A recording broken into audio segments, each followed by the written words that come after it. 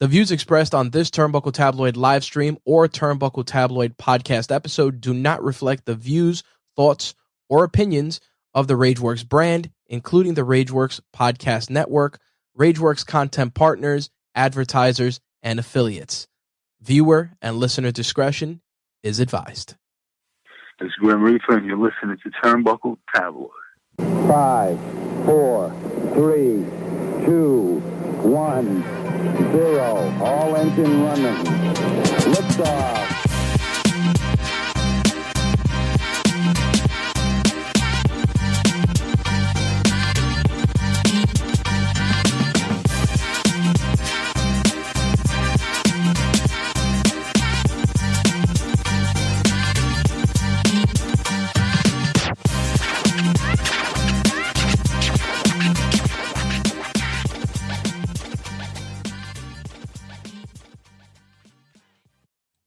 Making its way back to New York City is Violence and Suffering. VXS makes its return to the East Coast, baby, in a big, big way. February 23rd at Queens Elks Lodge. Guys, you're not going to want to miss this one. Doors open at 7 p.m. Bell time's at 8 p.m. The card is stacked. No idea what's going to happen until you get in the building. On the card, we have Leo Rush going head-to-head versus RS. Also in the building be Sammy Callahan, Ziggy Ham, Myron Reed, Dante Leon, Teriyaki, and much, much more. Guys, you don't want to miss it. VXS makes its return back to the East Coast, and it's going to be a banger. Make sure you get your tickets at thewrestlinguniverse.com. That's at thewrestlinguniverse.com. Violence and Suffering returns to the East Coast, baby. And we doing it big at the Queens Elks Lodge. February 23rd, guys. You don't want to miss it. TBT is going to be in the building. You should be too. Check them out. VXS, guys. The Arrival. This is JD from New York, and you guys are listening to Turnbuckle Tabloid. It's Wrestling Rundown with Jay Santy. Live from New York, it's Turnbuckle Tabloid.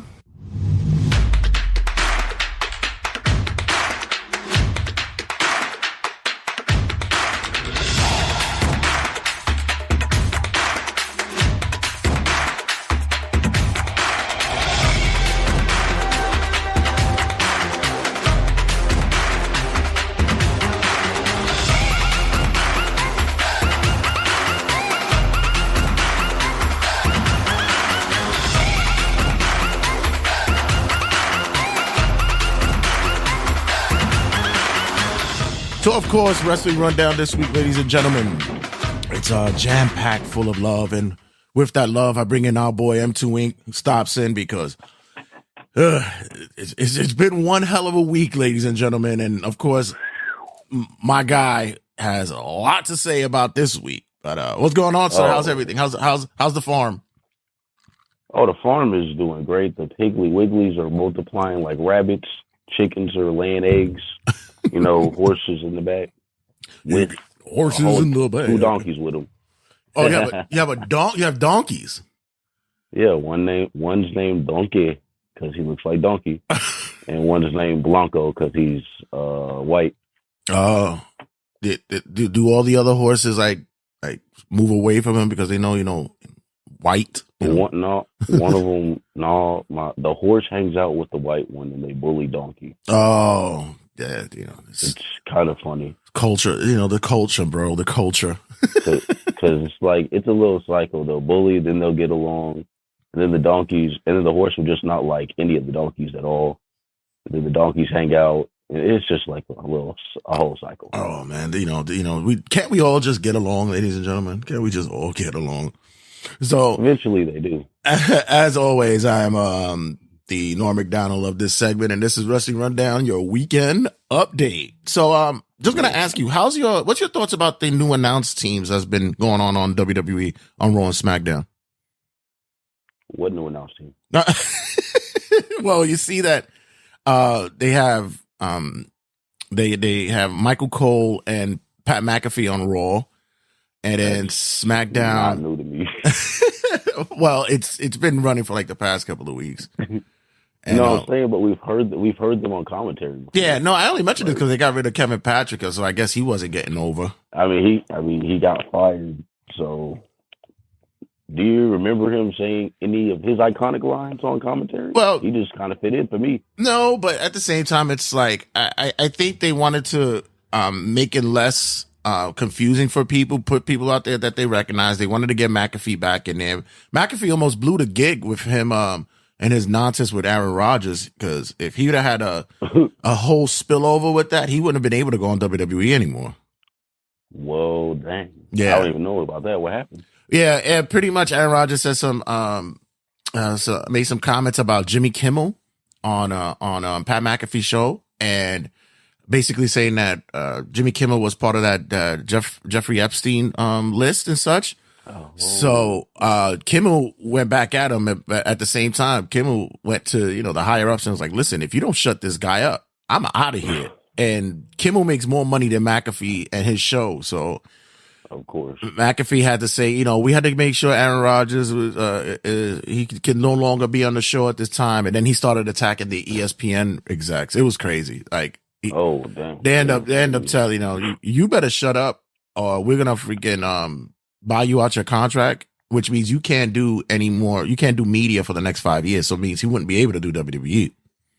Dang. Yeah. So they're gonna blacklist that man. Yeah. Well, contractually they could do it, because if they're paying him, it's fine, but he can't do media. I mean, yeah. So very true. Other noteworthy stuff. What's your thoughts about Regal coming back, and at the same time Ava Raine being the NXT GM? All right, so on William Regal coming back, that's actually good for not just his son, but the entire roster, because William Regal has generations of wrestling knowledge to give to a new generation of wrestlers. Right. Ava Raine becoming the general manager was a shot in the foot of her career. Because they set that woman up for failure, especially with what The Rock had planned to, or whatever the plan was. Y'all just like, is this a work? Is it not? Who knows? But whatever they got going with The Rock, this screwed Ava Raine over. If it was the whole plan was to make her the GM, right? This was bad timing. I pretty much believe that they just realized that she can't wrestle. Even with that, with The Rock becoming part of the board, and then she's the GM, right? You're gonna get her. Oof. Listen, and it backfired terribly. I believe, and we'll talk about it a little bit later, but they're dropping seeds of something. So I don't know. It could be something down the line about that. Maybe. We'll see how it goes. So there's been some talk that AEW's attendances has been on the decline lately, bro. Like, what is going on with this place? Jeez. And then there's talk, I just saw in an article this morning that they're actually looking forward to selling out a huge venue, like a stadium in the United States. Oh, wait. Because we've been saying it for ages. This is what happens when you appeal to the hardcore fans and only the hardcore fans. Right. Why on earth would you not have established something outside of WWE for other casual fans to cling to? Stuff like Swerve, stuff like Christian Cage when it wasn't cheesy, stuff like MJF when he first came out, Samoa Joe. Stuff that makes wrestling sense. Not the stuff that we try to, like, for instance, Rey Mysterio could wrestle his ass off, right, but you could never explain to any casual fan the 619. Mm. But that was just one move. It wasn't the whole entire product you had to explain. That's what makes AEW so lame. It's so fucking fake and unprofessional that, it's like watching bad wrestling skits. It's not even wrestling. Yeah, I remember. Especially the Chief Officer Bucks.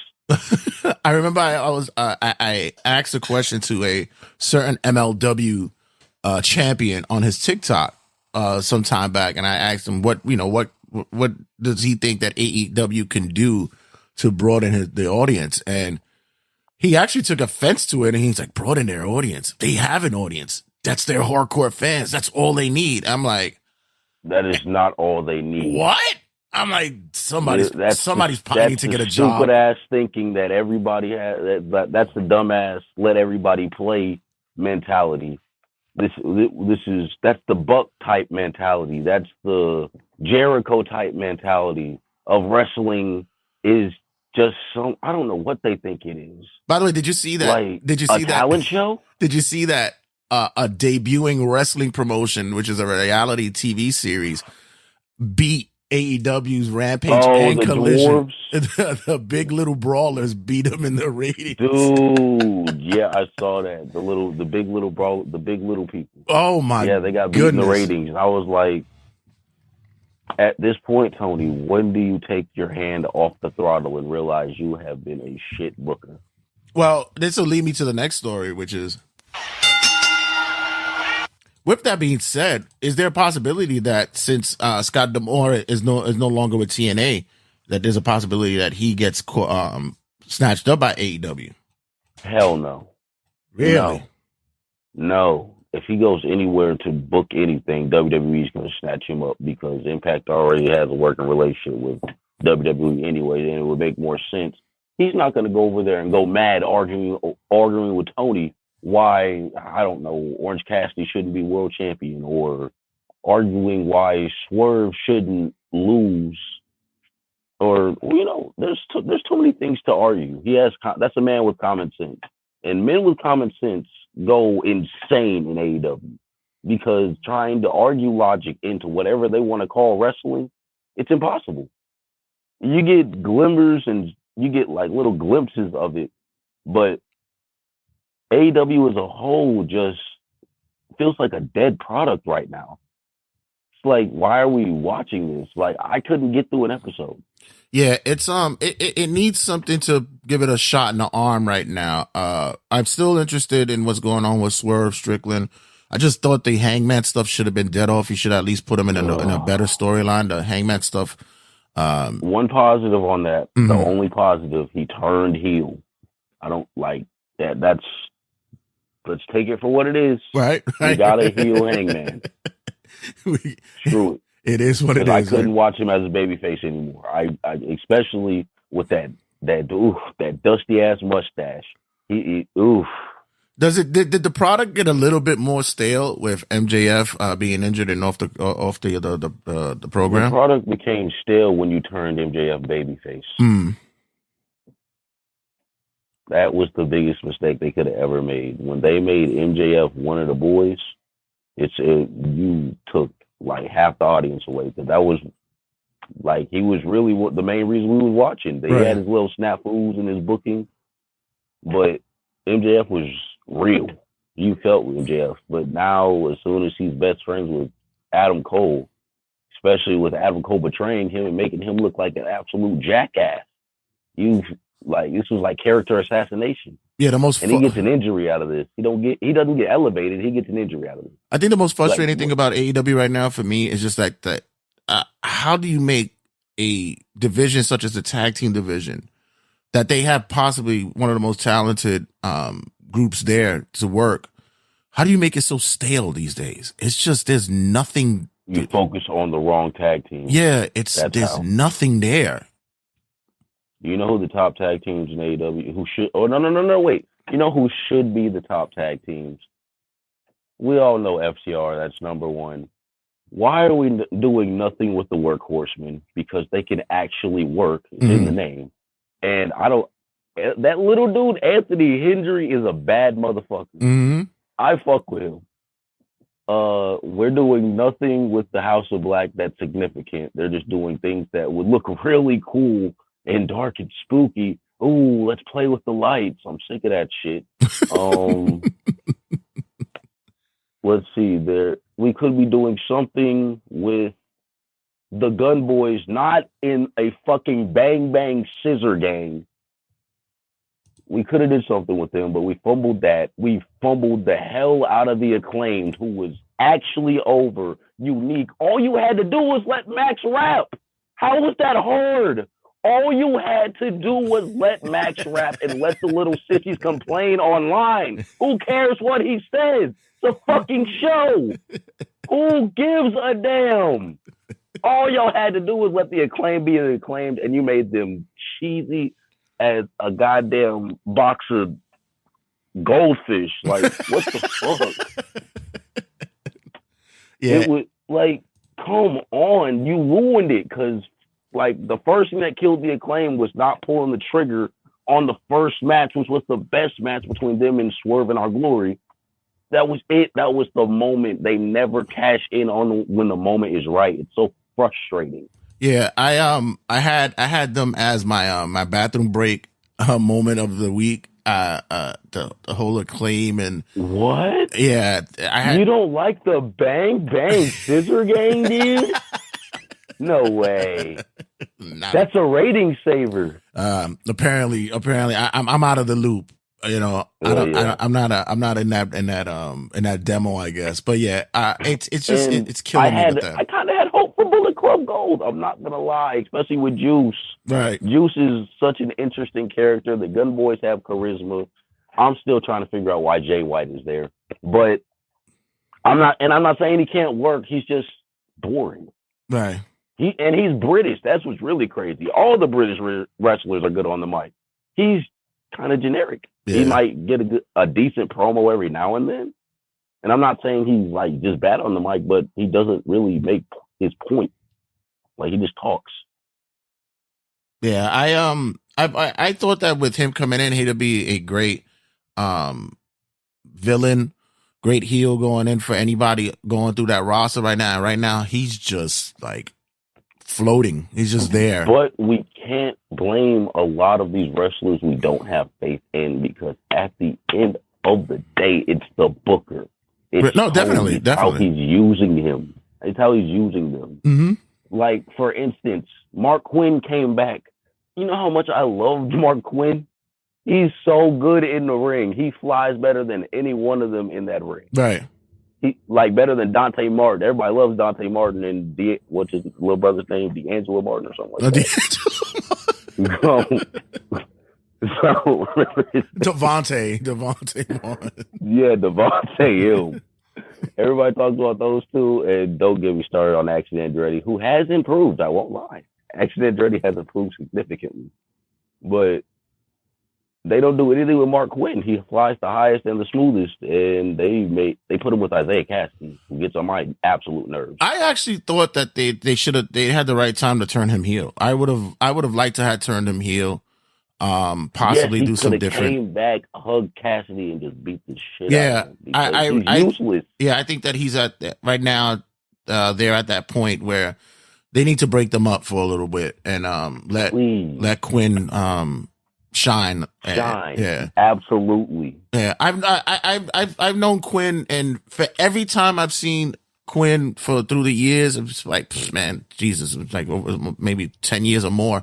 He's always been in a tag team. I've hardly ever really seen him shine as a singles. So I feel like Mark Quinn could be on Swerve levels. Yeah, he just got to learn how to talk. That's he's that good. He's good. He really is good. They just don't do anything with him, and they put him with that goof Isaiah Cassidy. Yeah. He can go over there with fucking Orange for all I care. They can be brothers. And it's funny because on the mic he's a little bit rough, but off camera when you're hanging out with him or you're talking to him, he's actually a funny dude. And he has like a personality. Yeah. It doesn't come across that way on TV. Figure out how to get that on camera. Yeah, you gotta find out what he's comfortable with. Yeah, or he's got to find out what he's comfortable with. Type thing. Yeah, but other than that, it just, I don't know. It's. I'm watching because I'm waiting to see like what's going to be the next thing, which is the big announcement, and we'll go into with. Hey, the big announcement from Tony Khan coming to you. There is something going on. Big business come March 13th in Boston. I wonder what that is. Come Boston. Yeah, you're going to have to fill me in. Well, apparently, Big Business is going to be the name of the AEW Dynamite show. And they spelled Boston BOSTON. That's BOSSTON.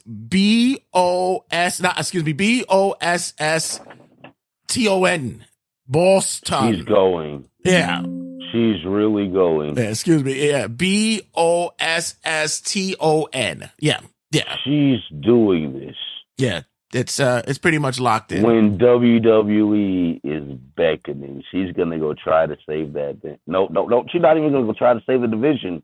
That money was bigger from Tony. Tony offered her more. What? He's that damn desperate? There's no fucking way. He's trying to give that whole CM Punk returns vibe or CM Punk Chicago moment, and they're gonna do it at Boston. And I'm like, okay, I'm sorry. I don't think it's gonna have the same colossal waste of money. Yeah, I don't see it happening. We talked about it. I'm just saying, I'm calling it now. With that attitude, backstage issues going through the roof. I'm calling it right now. Sasha, it's done for. Yeah, that locker room in for it. I think that with what she really wanted from WWE, they weren't gonna honor that. I still believe to this day that she wanted to come in with the new name. They weren't gonna do that because she did the copyrights and the trademarks. They weren't gonna do that. She thought I don't give a fuck about Mercedes Moné. And to be honest, they don't need her. They got enough talent over there. So yeah, go to AEW. See what you could do over there. I'm fine with it. I don't want to see Sasha ruined. Like she was just doing. I don't mind what she was doing on like New Japan and Impact, but that. Oh, bro, what's gonna happen when her and Britt clash? Because she's already. Yeah, I'm not gonna say that. Yeah, but I haven't like. I didn't even know she's still around. Like I didn't even know Britt was even on. On the radar. Yeah, she's always got something to say. So, right. Oof. Yeah, that's gonna be rough. It's gonna be interesting. It's gonna be a little spicy. That's all I'm gonna say. That's kind of more interesting than whatever they can do on TV. I'm kind of interested. Screw it. Let's go for it. Mustafa Ali's a TNA. That's your boy. It hurts, but I got faith he's gonna do good. I wanted to see him do good in WWE. That's the WWE fan in me. I really wanted to see him do good, so it feels kind of weird seeing him in like Impact. But I think they have faith in Mustafa, so I think his book is going to be great. Yeah, that's a reason I can actually watch Impact. He looks good. Well, I can say that. I say that like it's a bad thing. What Impact has been watchable for a while now. Actually, yeah, it's just a pain in the ass to find it. Like, it's so annoying. I have my ways. But, I don't want to. Can't disclose it here. Yeah, he's not on live camera. Since we talking TNA, we spoke about Nick Nemeth. You said he wasn't really cool with the name as of yet. It hasn't grown on you like Adam Copeland. No. But he recently spoke on a podcast and he talked about how WWE booked him. And he spoke about a great time he had there. He has no ill will about that, but he was upset on how they would book him just to spite Pat Patterson. Pat Patterson was a big supporter of his. He thought that he had a lot of talent and promise, and he really went to bat for him. Yeah, and he really went to bat with the creative and the boss himself to get him over. And what they would do is they would just have him be squashed or to job to lesser people just to see Pat Patterson's face when it doesn't go right. That they laughed at Pat Patterson getting upset that Nick Nemeth wasn't getting booked properly. And Nick went on to say, like, is that how you supposed to run a business? That's not how you do business. It's fucking Vince's fault. God damn it. Yep. That's infuriating. I'm sorry. Yeah. Because I really thought it's just because they didn't believe in Dolph or Nick. But just to spite somebody else, bro, what the fuck? And it pretty much sounds like that. Crazy, bro. And a waste of talent for that petty shit right there. What the fuck? Yeah. Damn, why couldn't we bust him earlier? Yeah. We should have cracked down on them 10 years ago. No, because, like, I just been watching shit from back in the day, and you really think about it, every one of my childhood favorites is like, it's like they came too early. Right. Imagine what Justin Gabriel can do in this day and age. Tyson Kidd, John Morrison, every one of them, fucking jobbers for nothing, better than anybody that got pushed over them for nothing. God, it's frustrating because they got kicked to the curb for Neville because he flips. Yeah, and speaking of which, speaking of the old man, Shawn Michaels recently discussed the Vince allegations, and although I wasn't upset with how Triple H addressed it after the Rumble, I thought maybe I was. Well, he's a bit. He's you got to understand he's way too close to it. So, I know exactly why you have to say something. And it was just like Tony did the same thing. We're not letting him get away with it if we're not letting Tony get away. Yeah, with but it. at the same time, ridiculous. Tony doesn't have like family members that are that's involved in this. Like this is crazy, and it was still fresh. It was like 2 days, after the allegations came out, so it's still early. But now that you're getting time to be coached and told what to say and what needs to be said, with legalities and stuff. Shawn Michaels actually had a great comment about it, and he was very sincere, and also did the good company move. And he said that it's disgusting to hear that these stories, and he wishes that these aren't true, but it's sad to hear this kind of thing. And he also addressed the fact that that's exactly what we needed to hear from Triple H. And that's it. That's exactly what he needed to say. And so he had Shawn say it. Yeah, and that doesn't make sense. Shawn even addressed his own allegations that once came out about him through Brutus Beefcake, who said that Shawn was very much a womanizer. Oh my God, he's using Shawn as a scapegoat. And that's ridiculous. And Shawn had a great response to that as well, where he said, although Bruce did pedal back and it kind of took the comments way back, but Shawn he made a great comment where he says with those allegations, he says, look at Shawn Michaels, do you think that I would have had a problem to get women? He's like, and look at me. He says, especially at my peak in wrestling. He's like, for people to do what they do in that kind of world, it's about power. He says, I had no power. He goes, it's a manipulative, and I thought he was very, very clear and professional about it. Good job to Shawn for that. So pretty much, Shawn Michaels said everything that Triple H should have said. Yeah, and I think it's like I said, it was safe for what he said, but like I said, it was a little too early. Because all he said was, I don't want to talk about the shit that I clearly know about or have no idea about or shit I find disgusting. I just want to focus on the good product, just like the fucking Tony Khan did. Are you kidding me? He's going to save that shit for the fucking Ariel Helwani fucking episode. That's what he's going to save all that for. That's just going to go through the roof.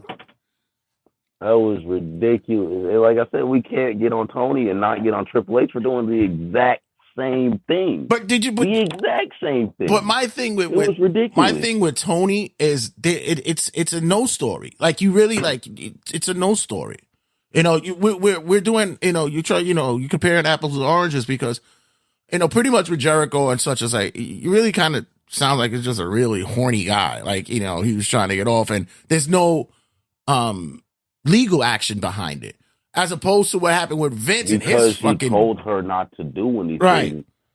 And they came up with the idea. They had the whole discussion and nobody could talk about it. Right. But, there's nothing that. Of course, it's not sex trafficking and all that nonsense. Yeah, that's what I'm saying. It was still a situation that he didn't want known, just like Triple H, or Vince didn't want known, actually, not Triple H. But you can't act like you didn't know anything. Right. Like the way he acted, like no. Like it's like I said, it's not like the one thing that he did bother me with was that he was like, I learned about it that day. I'm like, dude, come on. You can't say that you already knew about it, but you could have said something. I get that part. That's what I'm saying. But You like I can't said, just it was focus still on the early. good product. Yeah. Speaking of Shawn Michaels, we have 2 health updates going on. One of them is with his former tag team partner, Marty Jannetty. Apparently, unfortunately, Marty Jannetty is looking that he might have to have his leg amputated. Ain't Marty Jannetty off his rockers? Off his rock. I saw what you did there. And fortunately, we're hearing stories that Virgil, the former former bodyguard, you would say, of the $1 Million Man, Ted DiBiase, he's recently been going through some strokes, and it doesn't look good for him. So our thoughts for him as well. Well, it has broke the legend for me. That legend has that he was still sitting on his autograph signing to this day. Yeah. He regardless of that, he's gonna be out there signing autographs until the end. He don't give a shit.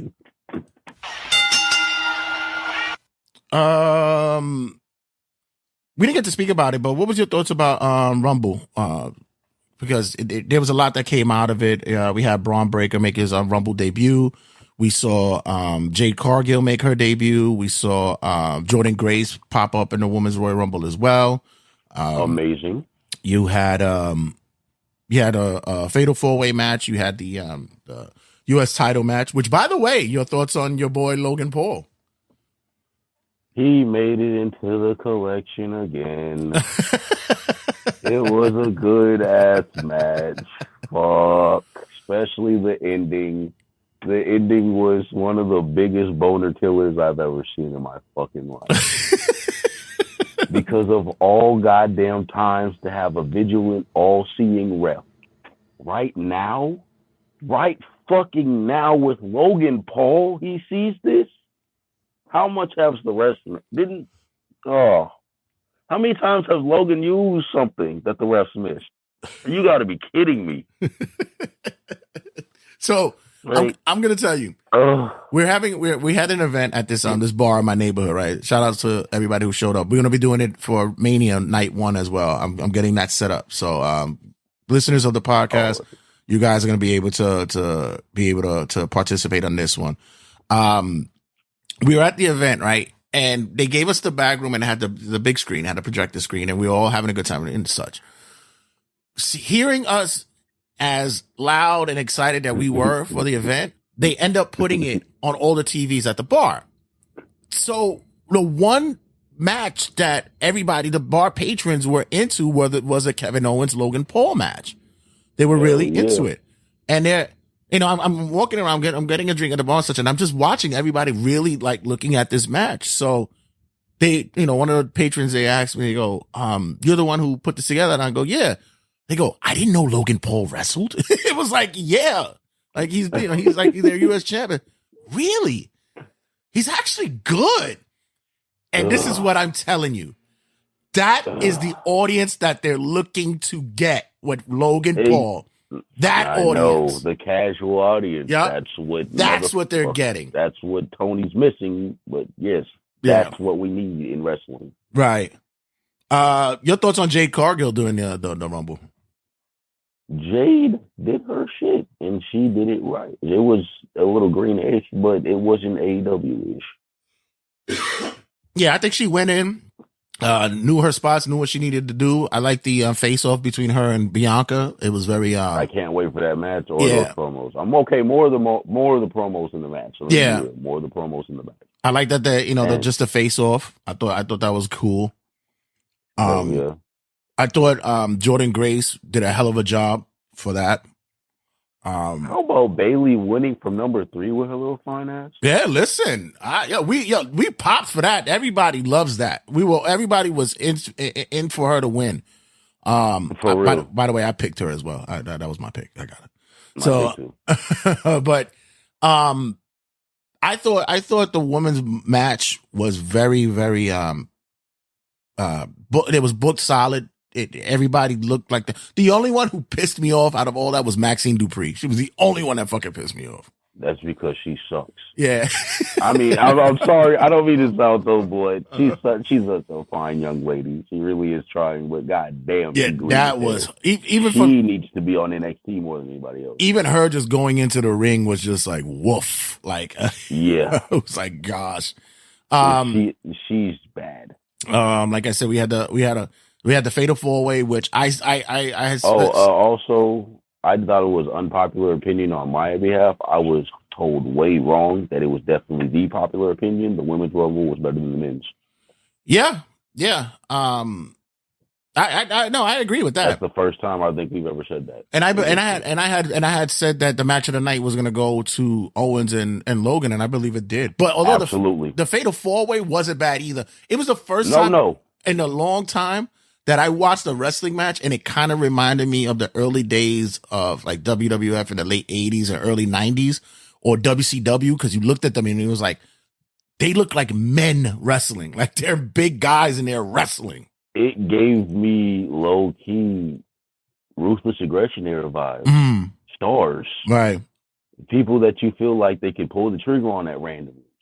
Because that RKO before Solo came out of nowhere, that I was, wait a minute. Right. And I ain't gonna lie, it was kind of hold on-ish, kind of. I know they're not going to let him win like that, but that phenomenal forearm with that stack, I was a little, because it came out of nowhere. Yeah. And I was doing, you do your 2K math. He's been hit with 3 finishers. This is the 4th one. No more resiliency. Hold up. Yeah, right. But or has it built back up? You never know. But all in all, I thought it was great. The only thing that was the downside of that, especially when it came to the men's Royal Rumble, was the fact that we got Punk injured. But you know what? I don't mean to be that guy. I'm the biggest CM Punk fan there is, but off a Future Shock, bro, I'm losing faith. I'm sitting there thinking that at this time I'm going, I know that it's happening, and Drew right now is selling that fucking whole interaction with him greatly, wearing the shirt and all that stuff. I think it's great heel work by him. He's actually being a little bit more appealing to people nowadays, especially with the heel work. Oh, Drew is the one. Yeah. Did you hear that crowd when he beat AJ? Oh man. And that was one of the smoothest Claymores I've ever seen. Yeah. He did it so quick. But I have to say that I know that but I'm like 10% of me is just saying, that's gotta be a work. It's gotta be work, because I really believe that some way along the line, Punk is going to fucking find a way to make his WrestleMania moment. I'm telling you. Something. Either him being involved. Maybe on commentary. Maybe I'm interfering in a match. Like I said, I love CM Punk, but I'm losing faith. He keeps getting injured too quick. But I do have to say this though. Again. He went to the same doctor that years ago that John Cena went to, where he got his tricep torn. And Cena was supposed to be out for 6 to 8, and he came back in 3. Oh wait, that was the Royal Rumble. Yeah.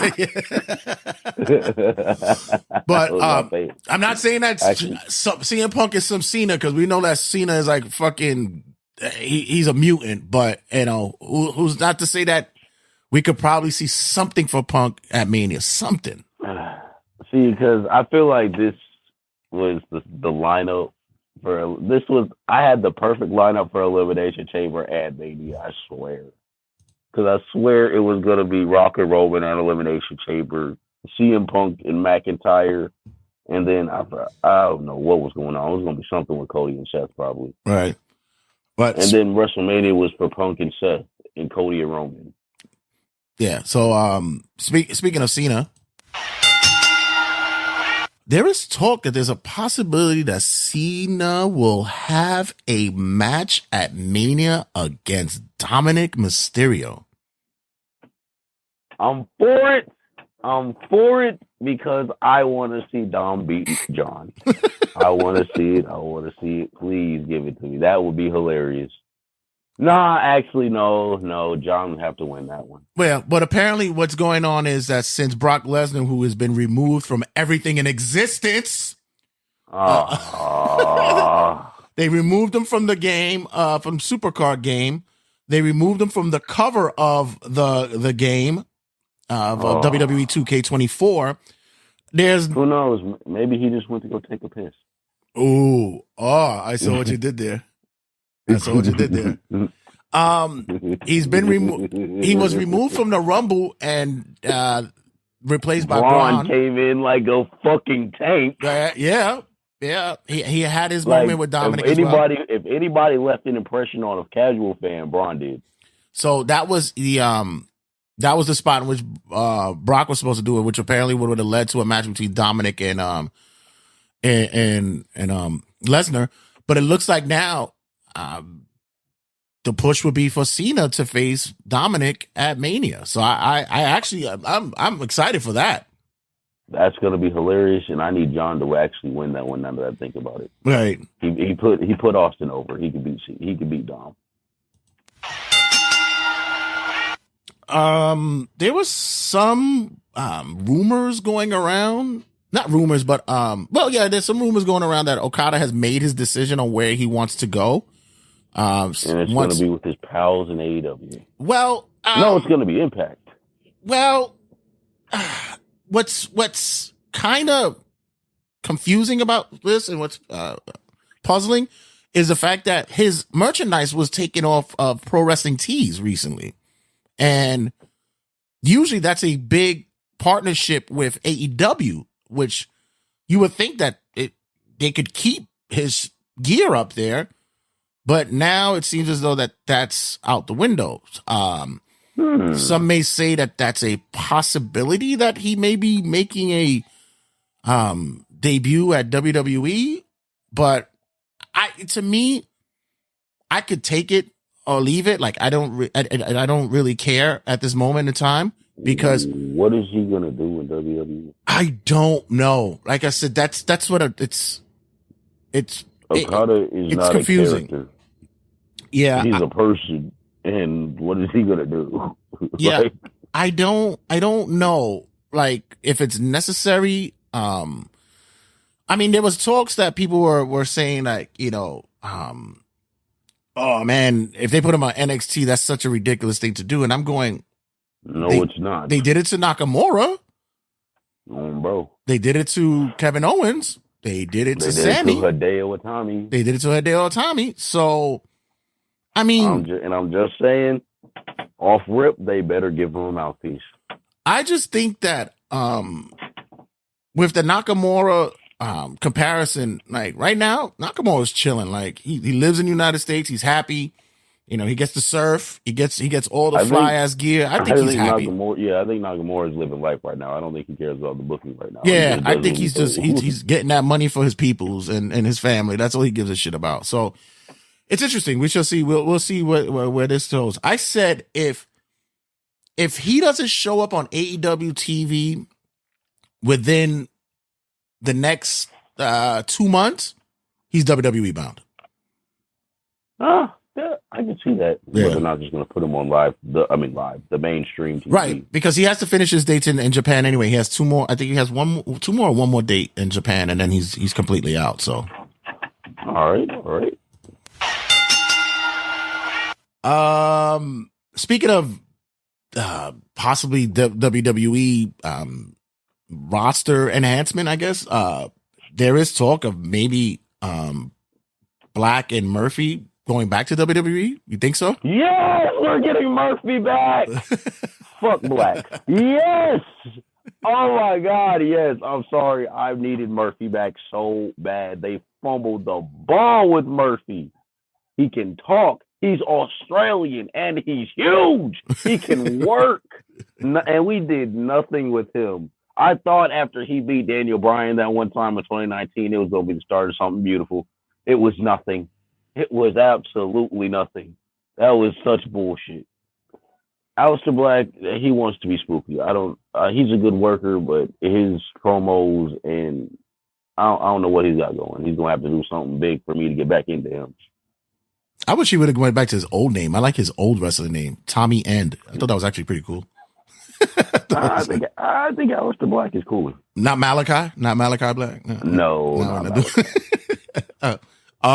Yeah. So that could be. Let's talk about that they may make a return. So we shall see. And also,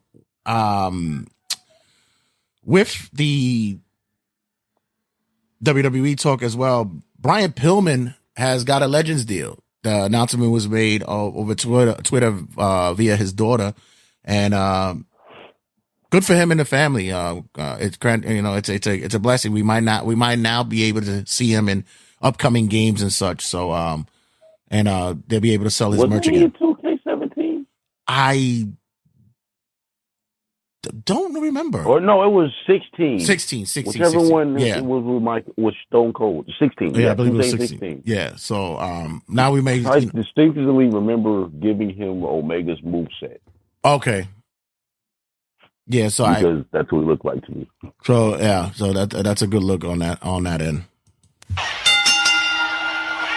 What more do I have to close out? I thought this week was like packed. Oh, WWE Speed on X, or also known as Twitter. Do you know what that is? No.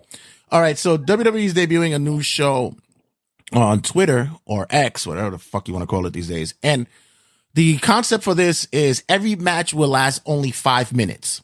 That's why it's called Speed.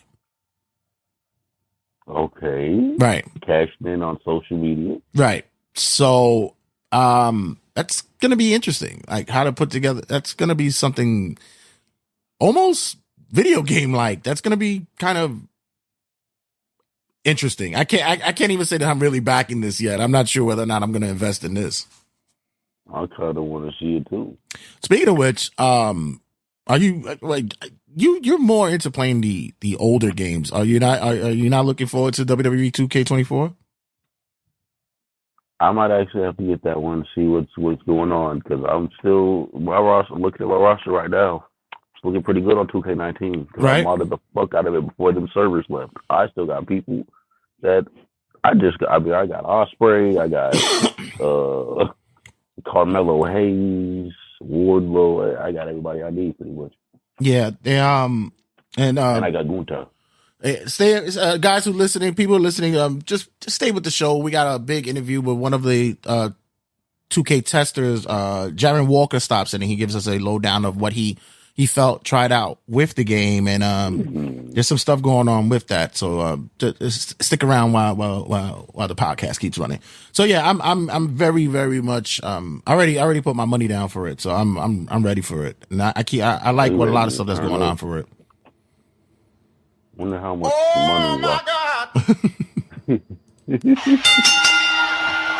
Wonder how much money Rock put down for that match between him and Roman. Oh, please. We'll get to that in a second. That's going to be the main event, Sue. But before that, just quickly, Stardom has released their founder and their lead man from the company. Rossi Ogawa was recently released, and there's a lot of conspiracy going on why he was released. Apparently, they said that he was working in close connections with other promotions to help elevate his roster. If you guys don't know who Stardom is like the launching pad for a lot of Japanese women wrestlers. And there were very, many of those who are in the company or who worked with the company at one time were very upset with his release. But there's also some conversation saying that he may be WWE bound as well to help with that roster. What now? Yeah. He's going to join the Rider Squad? I don't know, but I apparently there's been some talk, and I have to do some more research about it, in which I'll come back to on a later date to discuss. Because apparently Tony Khan had something to do with his firing. So, what could that little peon have to do? Oh yeah, money. Never mind. Exactly. And finally, before we get to the main event, shocking news out of Portland, Oregon. Apparently, there was a wrestler of years past sought after and arrested for murdering his wife. The wrestler in question, Billy Jack Haynes from the 80s WWF era. Yikes. I've heard that name on the Jim Cornette Experience. Yeah, and that's woof. We'll get more details on that later on, because man, yikes. Yeah, that's a little.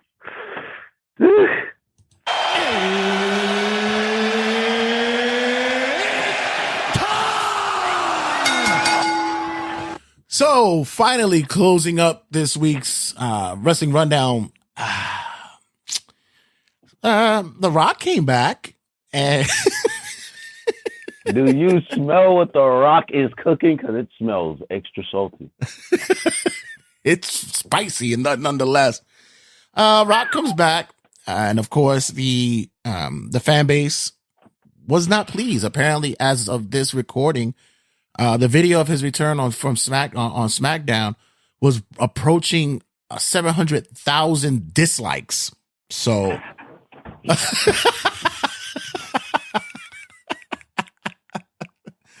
And M2 is out. He is out. Ain't no way. 700,000. Oh my God. Not the people's champion. Yeah. No, not The Rock. Yeah. Don't. They're rejecting The Rock. There's no way. I know. It's almost like he just came in, tried to boot a fan favorite to the side like he was just that guy. Oh, wait, that's exactly what the fuck happened. Hell yeah, Rocky sucks. Rocky sucks. Michael Cole made the mention. He says, ridiculous. Michael Cole was like, is this the 90s again? Like, what just happened here? That's what I said. I heard that on commentary.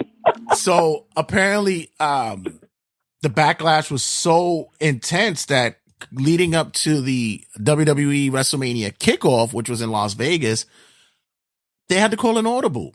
Although it is said that this was in the works. I don't know if you can sell me on that one. Look, I would love to believe that, but when you look at The Rock's face, that's clearly the face of unexpected rejection. Yeah, this whole build up, thrown together.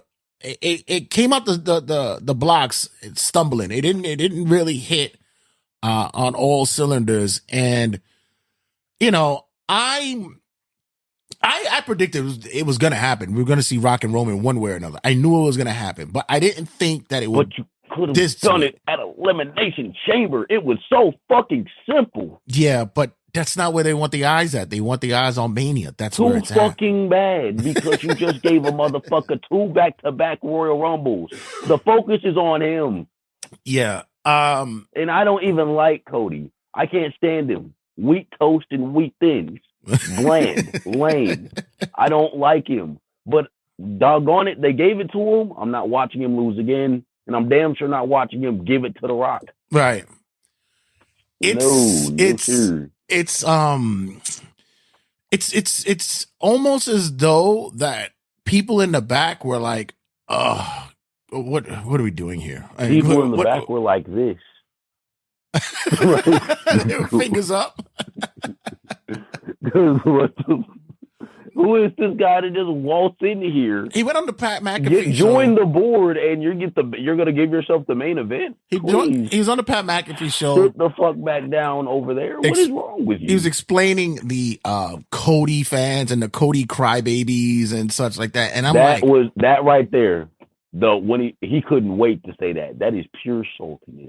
Yeah, the Cody crybabies. Yeah, he mad as fuck. He's sorry, buddy. This ain't 2013. Yeah, he's not. It's not the same anymore. I don't see. It's not the Rock.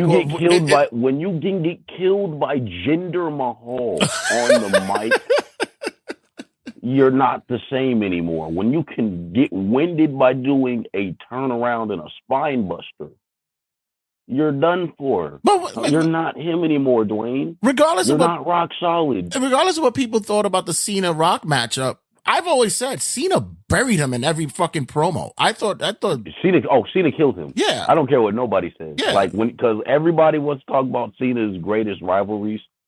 When you want to talk about Edge or CM Punk, we can talk about it. But no, when anybody says The Rock, he slaughtered him. Yeah, definitely. And he made him so mad he got embarrassed. He embarrassed him so bad that he got mad, should I say. Right.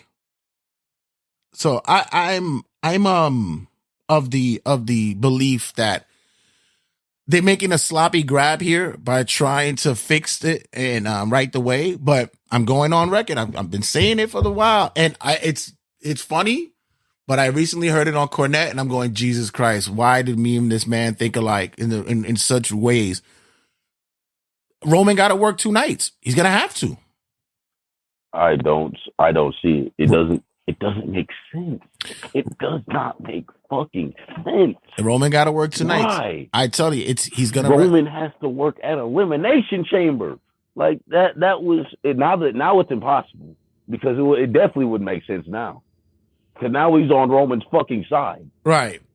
So now the match makes no sense. So now it's probably going to be some complicated ass either Cody versus Rock or Cody and Seth versus Rock and Roman. And then you immediately had to turn Rock heel. That's how you know you fumbled the bag, when you have to turn the Rock heel. You let him loose way too long. Let him do his own material or whoever's writing it for him. Because Jesus,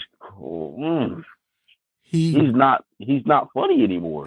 And I think it's funny how he tries to dog Baywatch. And Baywatch was a funny ass movie with a good ass hook to it. Right. Shazam is what killed his fucking career. Black Adam, is what killed his career. Black Adam is the reason why he crawled back to WWE on all fours, begging for fucking money. You flopped.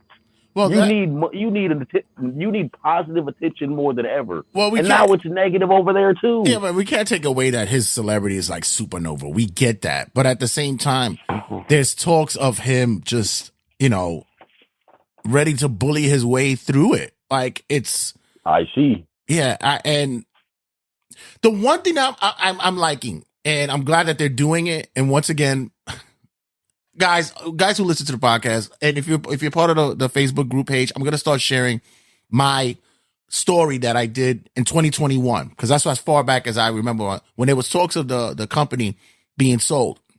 I had put together a TikTok series which I stopped, but I still have my notes that I put together.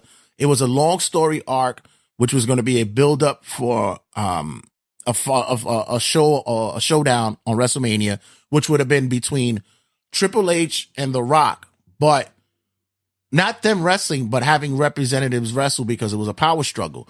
And I think this is what they're dropping seeds of right now that's going to happen after Mania, which is there will be a power struggle between Triple H and The Rock. An authority struggle. Right. And who's going to be the weasel for who? Right. Because we got 2 GMs. Exactly. So I think that and Paul Heyman, but continue. And with that, I believe that Paul Heyman will leave Roman. I believe he's going to turn, and he's going to bring in his new client, and his new client is going to be Braun Breaker.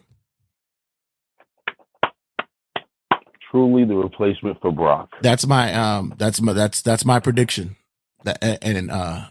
I'm sticking to it. That's a worthy ass replacement for Brock. But you think about Braun is a star. How do you think this is going to play out leading to Mania? Like how this is going to go? I honestly don't know because who do you think is going to qualify for the Elimination Chamber for one? Because what the fuck do you think Seth is going to do at Mania? I think he's facing Drew. It can't be. Not again. Yeah, I think he's going to face Drew. And Why? I think that's going to... He's lost 3 fucking times, hasn't he? Yeah, but I think that something will go down in this where... This is what I said. If Drew wins the Elimination Chamber, he's got to beat Seth. And this is what I'm telling you. I think this is where Punk is going to have his moment. I really do. Because he'll some way get involved in this. And but they screw McIntyre again. Why? Damien is going to cash in. Makes sense. Now that makes sense. And the reason why I'm saying Damien, now we're cooking. Now the reason why I say Damien, if he doesn't cash in on Mania, he's going to cash in on Raw. Why? Because they're in Philly. Philly is basically the 6th borough of fucking New York City, and that's where Damien is from. So he's going to get a big pop. Okay. They're cooking. That's my thought about that. I would like to see Mania though. Yeah. What would happen if he did it before Mania? Oh, literally like a week before. Wow, that would throw a monkey wrench in a lot of shit. Holy fuck, that would be amazing. Yeah, that definitely would throw a monkey wrench and all that. But but he could do, because what he could do is he can cash in, beat Seth so back that he definitely's got to miss Mania. So Drew or whoever wins still gets that match. Drew versus Damien for the world title. Yeah. Then on the other side, we're having Rhea versus Nia Jax at Elimination Chamber. But who's Rhea gonna face at Mania? I think it's Becky. I think so too. I think it's gonna be Becky. Yeah, I think so too. Because nobody else really can. Who's gonna be Bianca? Nah, I don't see that happening. Nah. What if Bianca is Jade's debut match at Mania? That would be interesting. I would accept that. Yeah, that would be interesting. I would like to see that's where her launching pad would be at. I would like to see, like you said, the exchange between the two, how that's going to occur. That's going to be crazy. But still, I'm excited. You know what? I told somebody. Somebody we were messaging, and he was like, "Wow, you're such a mark." And I go, "I know, and I'm happy for it. I want to be worked. This is my thought. Like, I want to be worked. I want to be lied to. Exactly. Yes. I don't want to know I'm being lied to. I want to be so convinced. I want to be so convinced that this isn't a lie that, Yeah. Give me my childhood again, just for a moment. I don't want to know too much. Just give me my moment and let me be worked. That is why that's how I do. That's why my wrestling standards are like that, like my match standards. That's exactly why. I just don't want to see cooperation. Am I asking so damn much? Am I asking so damn much just for y'all to act like it's a fight, not a skit, not something me and my little brother and the homies can go and do on the trampoline, screwing around and recording ourselves? I don't come on. I want to see something that I'm gonna steal that one day. I want to see something like that, right? Not something that that looks ridiculous, but golly, it was cool. Look at all those flips, trampoline matches, like literally, or just what I really hate. If you're a big man and all you do is club, you have no moves or no slams. You can't even do a spine buster. You got to get out the ring. That's the that's that throwback mentality. That's that when you were today 1980s Japanese wrestling American guy go over that way kind of shit. It definitely still happens today. That all I think about is beer. It's beer. What the fuck does beer do? Even Omar started doing something. Right. But as always, thanks again for your time, brother. Let everybody know where they can get you at, and what you got upcoming for your socials. Alrighty, well, mainstream is going to be on TikTok at Reality of Wrestling. You got my boy Marquise Maverick, where we just give you the reality of wrestling. I like my wrestling to look real. I know it's fake. I don't care. If you don't like my standards, get off my page. I also have a YouTube channel called 2K and Politics. I need to get back on that because I need some full videos. Plus, I need to get my YouTube fame up there. I keep getting more and more subscribers from just old content, and y'all need some more. So I got a million ideas I can do for that. What we should do is, Nate, I should just go through my collection, and we could talk about my top, I have to count them, my top whatever elimination chambers, because I have a bunch of them saved.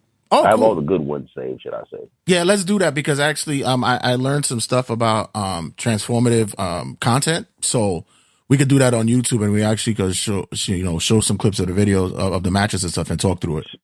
On that, I've learned on social media the standards for using clips. Right. The clips can't be more than 5 seconds. No. Anything more than 5 seconds each clip, you're getting muted or some shit. But if you're transformative, meaning that if you take the content and make it your own, meaning that you're just not streaming the match itself, you're owning it. But if you're doing commentary over it, it's allowed. I hope so. I don't. Don't worry, I'll be the one that takes the hit. Like... I'll be the one that takes the hit. Don't worry about it. We'll check it out. But thanks again for your time, brother, man, and make sure those donkeys get fed, bro. Oh, they always get fed. they eat better than you and shit. Oh yeah, gourmet. All right, brother. Thanks again, bro. Anytime, man. All right. Guys, when we come back, like I mentioned before, we're gonna have a conversation with our boy who went out there and did his testing of the WWE 2K24, which I am very much excited for. It's going to be I'm like a kid waiting for Christmas when it's coming for this game. And mind you, I didn't even get to finish what I did in 2K23.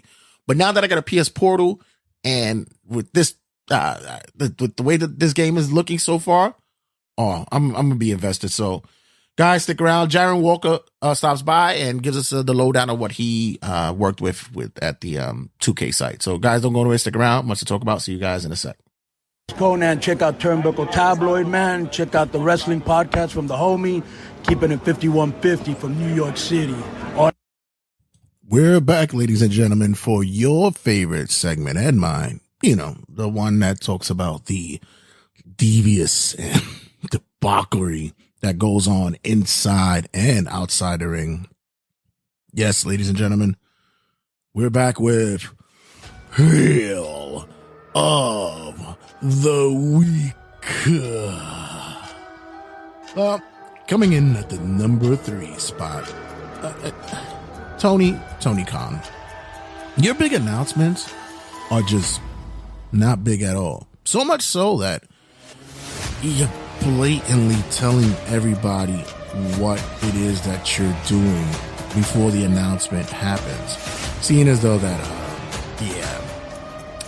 on your ex Twitter post, the announcement came out before you were able to share it on Dynamite. And yeah, we get it. Big business is going to be about Mercedes No Name. We got it. So much so that in your Titantrons or your screens, whatever you guys call it, Boston is spelled Bosston. You get it? You get it? I really have to see what those ticket sales look like. He really is going to believe that he's going to be just as big as Punk. So sad. Coming in at number 2, WWE Creative. Listen, you could backpedal, you could say what you want, you can even glorify the fact that we meant to do this. This is what we wanted. We wanted to get this backlash. We wanted to get the feeling from the fans. No, this Rock announcement is atrocious. And you fell on your face. Didn't realize that you were going to get such a push from the fan base on a negative side. That it's now time to put something together to formulate. So what do? You turn Rock heel and side him with Roman. Why? What are you doing? What are you guys doing? And at the number 1 spot, Anthem. Talk about people and asking, what are you doing? You get rid of Scott D'Amore? I mean, this guy's been a loyal soldier for you guys for many, many years. He's been able to bring talent in from hell or high water. He's been able to keep creative going, keeping it fresh. Having people still talk about TNA Impact through all these years. We've often said that, TNA will be the promotion that survives after nuclear holocaust, but it was because of him. Scott D'Amore actually was the heart of that company for many years, and you get rid of him because basically you have other agendas to do where you want to put your finger on what you believe is wrestling. Yeah, we've seen that happen before, ladies and gentlemen. That was called WCW, late 1990s, early 2000s. Yes, that's when AOL Time Warner bought into, we can fix WCW, and ended up selling to Vince for pennies on the dollar. Well, Anthem, it's bad enough that we can barely find you nowadays, but it's only going to be worse now that we might see a mass exodus when it comes to your roster. But with that being said, Anthem, you are this week's Heel of the Week. I wonder who's going to be looking to snatch him up. Please, Tony, if you really like the company, just make it go.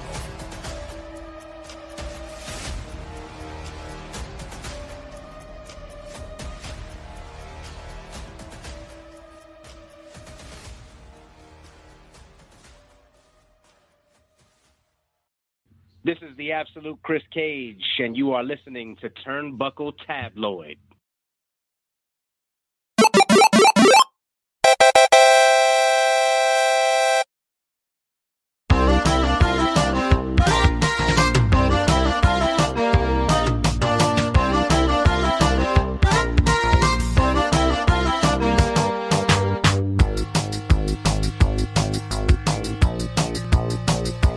I'm happy because this is around the time of year which we get our announcements, especially when it comes to the announcements that we get when it comes to WWE games. And I've been a wrestling fan for a long time, but I'm not quite sure what my first love was in the beginning. Was it wrestling or was it video games? We're here with Jarren Walker here, and he has a little insight on both things, on wrestling and on video games. What was your first love? So my first love was definitely wrestling. I mean, I'm honestly, outside of like the WWE games, I don't know if I play like too much, which is weird because I feel like you automatically think, doing what I do, I play like a whole bunch of games. And I mean, I played stuff here and there, but I definitely fell in love with wrestling way before video games. Who was your wrestler when you were coming up? Who was your fave at the time? I mean, John Cena's, I feel like every kid's answer growing up in the late 2000s. You know what I'm saying? I feel like, I mean, that's just normal. But other than him, it's got to be Jeff Hardy, 100%. I was a Jeff Hardy fanboy growing up. It was right around the time I started watching, maybe a year before he won the world title. So it was just cool seeing that come up for him. That was definitely John Cena's number one. Hardy's definitely number two for sure. Mike, did you used to paint your face like Jeff Hardy as well? Did you do that, Mike? No. No, I used to have the armbands with little holes in them. I used to, man. I was wearing those to school and shit. I don't even know why. To school? I know. So you mean to tell me you would take your sisters or your mom's nylon stockings and cut finger holes in it? Nah, they sold it. It was merchandise. You could put them on your arms. They had the little, holes in it with the whatever. Hey, listen, I wasn't judging. That's okay. That's okay. It's okay. So I can tell you what I did with other, with nylons and stockings at one other time, but that was in college. Okay. That was in college. That was a long story. In college, 4 scores ago. But it seems as though that it is the wrestling that ties us together, but it's also video games that also bring us together as well in this world of geekdom. Early on, what was your favorite video games to play when you started gaming? Well, the PlayStation 2 was my first console that I really played things on consistently. Obviously, they had the wrestling games, but there was stuff like Mega Man. There's a couple Pac-Man games. Pac-Man World 2 is my favorite video game of all time. It's a little platformer. I mean, stuff like that. I mean, the PlayStation 2, I still have it. It's not here, but I still have it back at the office where I record and stuff like that. Best console of all time, hands down. I've still have the SpongeBob games, Madagascar games, just little things. You know what I'm saying? Cat in the Hat. I got these little movie franchise games I used to play when I was a kid. Yeah, man. Yeah, that was my whole childhood. It's funny because I would have figured you as an Xbox kid. I would have thought that you were Halo kind of guy. So once the 360 came around, I started getting into Call of Duty on the 360. Black Ops 2 through I want to say Advanced Warfare. That was a big Call of Duty kid once the 360 came out. Mike, were you early on? Mike is more of a Nintendo Wii guy. I know you're a Wii kid. Well, my first console was the Nintendo 64, so I had Super Mario 64, the Mario parties, all the other early stuff. And it's funny you mentioned the Xbox because I had an Xbox because I figured, I'd be friends with my classmates. Now they're all assholes, so I traded my Xbox for PS3, but I had the PlayStation 2 for the longest. And funny enough, I was just playing it recently because I was like so bored. I was like, let me play SmackDown, Shut Your Mouth for a little bit. So I still plugged it in from time to time. But yeah, I'm through a Nintendo guy. So I had the 64, the GameCube, and the Wii, of course. Thank God I didn't throw my remote at the TV, which was was very funny visuals on YouTube to see people throwing the stupid remote at the TV. But yeah. Yeah, I too, I was big and heavy with the PS2. You might have a point with saying that was the console of all consoles. Like as I've been going down memory lane, and I have emulators now. I have a handheld emulator. It makes me nostalgic about those days of the PlayStation 2 and how it elevated it. When you were first getting into video gaming and such like that, what was it that really was the appeal to playing a game? Because like for me, I was into sports, but I also like to get more into the adventure side scrollers, the Metrovania kind of games. What was the kind of games that you were more geared to? So honestly, I think growing up, I had a lot of fun playing games with my mom specifically. She would be on the PlayStation 2 with me. We that Pac-Man game I was talking about, we played it together. Like we would literally take turns doing the level. And then once I got a Nintendo DS, the Mario Brothers game that they had on there, me and her were going back and forth trading levels there. Those are like the fondest memories I have, especially like gaming as a kid. I didn't even have a memory card back then, so we literally have to leave the PlayStation on all night. Right. So it wouldn't lose our progress or whatever. But my mom definitely, I have a lot of fond memories with her playing the games when I was a kid. That's awesome, and people tend to forget that's where the opening relationships between kids and their parents is through video games. It's never about discussing life and stuff. It's like let's beat Mario. Let's get to let's get through World 1 and 4 at the same time. Let's do the level skips. That's how that happens. Mike, when you were coming up and you were getting into your wrestling games, like what was like the big first game that you played for wrestling? First wrestling game I think I had was SmackDown Shut Your Mouth for the PlayStation 2, and the funny thing was I skipped the whole Here Comes the Pain game and then went straight into SVR. So okay. I had SmackDown for the longest time. And then as I kept, because every year I would go to the Toys R Us store and get your SVR 06, 07, 08, 09. But every year, every time. And then eventually I went back, I got Here Comes the Pain, and I got the SmackDown Just Bigger games. And holy shit, I mean, Here Comes the Pain is really good, but those SVR, the title games, every year I would go and get those nonstop.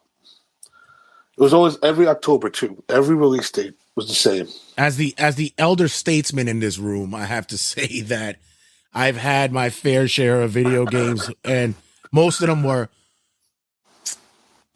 let's just say, garbage. They were so trash when it came to that. There was some, the Fire Pros were always on point when it came to having a close to feel of a real wrestling experience. There was one that in my generation, a matter of fact, it was on the PS2 as well. It was called Victory Pro. Victory Pro Wrestling is actually a real good one as well. I think they were from the same developers of Fire Pro. But I think of course, the GOAT is basically, in my opinion, the No Mercies. Definitely. It's like, I had that as well. Yeah, the storylines is there. But then when you see the progression that comes from year to year for how wrestling developed in the video game genre, we got to see that they were a little bit more, I would say, accurate to the production and the creativity of wrestling as a whole. What you think, Jarren, about the whole progression of the early stages of wrestling of what it's come to now? Man, I mean, I feel like it's a lot different nowadays just because they're not really trying to protect the illusion of wrestling being real anymore. You know what I mean? Like back in like the 80s, you could sit there and just punch each other for 20 minutes and do some bear hugs. People be like, yo, because they're thinking it's a real fight. You know what I mean? But nowadays, when you got people who, don't, or who know, pretty much everybody that watches wrestling nowadays knows, that's predetermined or whatever. I think the style now is more, let's do the most impressive choreography that we can. And I think that that's not necessarily a bad thing, but it definitely, I feel like maybe gets a little more dangerous because now a lot of people are worried about having moments that, could result in seriously hurting themselves rather than, trying to build up,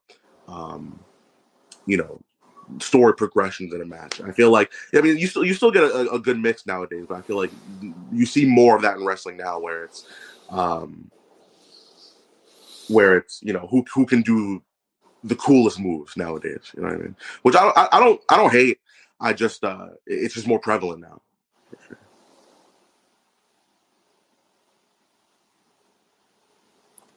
sure. We don't hear you, Jack. Uh-oh. It's been from, yeah, there we go. Sorry, I had the cough button. It's like, there's certain, get off my lawn kind of wrestling fans who have this days of yore feeling of the modern day wrestling is now more of like how you would look at video game wrestling. And that's, there's no legit finishers anymore. You could spam finishers. You could start the match with 5 finishers already. You're not building up to it.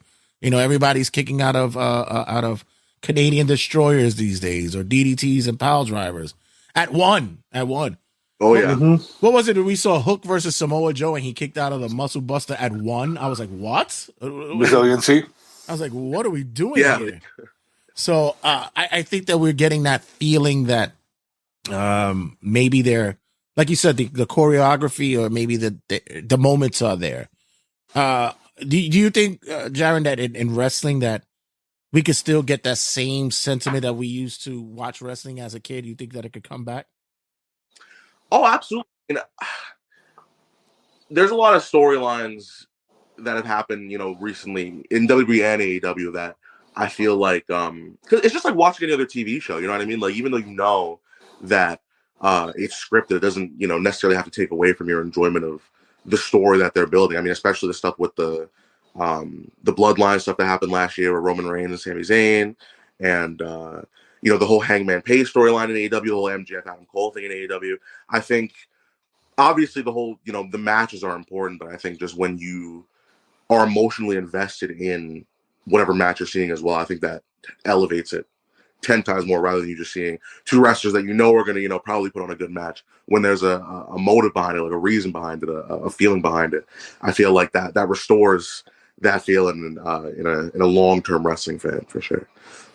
Outside of wrestling, is there any other video game that's like gave you the feels like you've like been in a wrestling match or played through something that was epic? Like for me, the last game that I played that really had me connected with it was Ghost of Tsushima. That game was epic all across the board. Like I had me on my highs and the lows, and the gameplay itself and the storytelling was phenomenal. Is there any game that you've like had a connection with as well like that? I don't see. Connection might be a weird word to put it, because I feel like I really enjoyed the last. Because when you said that, the games that came into my mind were the last 2 Resident Evil games. I really enjoyed playing those. Just the story of Ethan, the new guy. Those last 2 games I think that was the most invested I've been in the game in a long time. That and High on Life as well. I don't know if either of y'all played that. Oh, okay. But yeah, the guy from that I think made Rick and Morty made that game. So funny. It's very hard for me to get invested in certain games nowadays, because I just feel like a lot of them, like the lines are blurred between like, making things feel different than other games. But Resident Evil and High on Life, those are 2 of my favorite franchises as of late, for sure.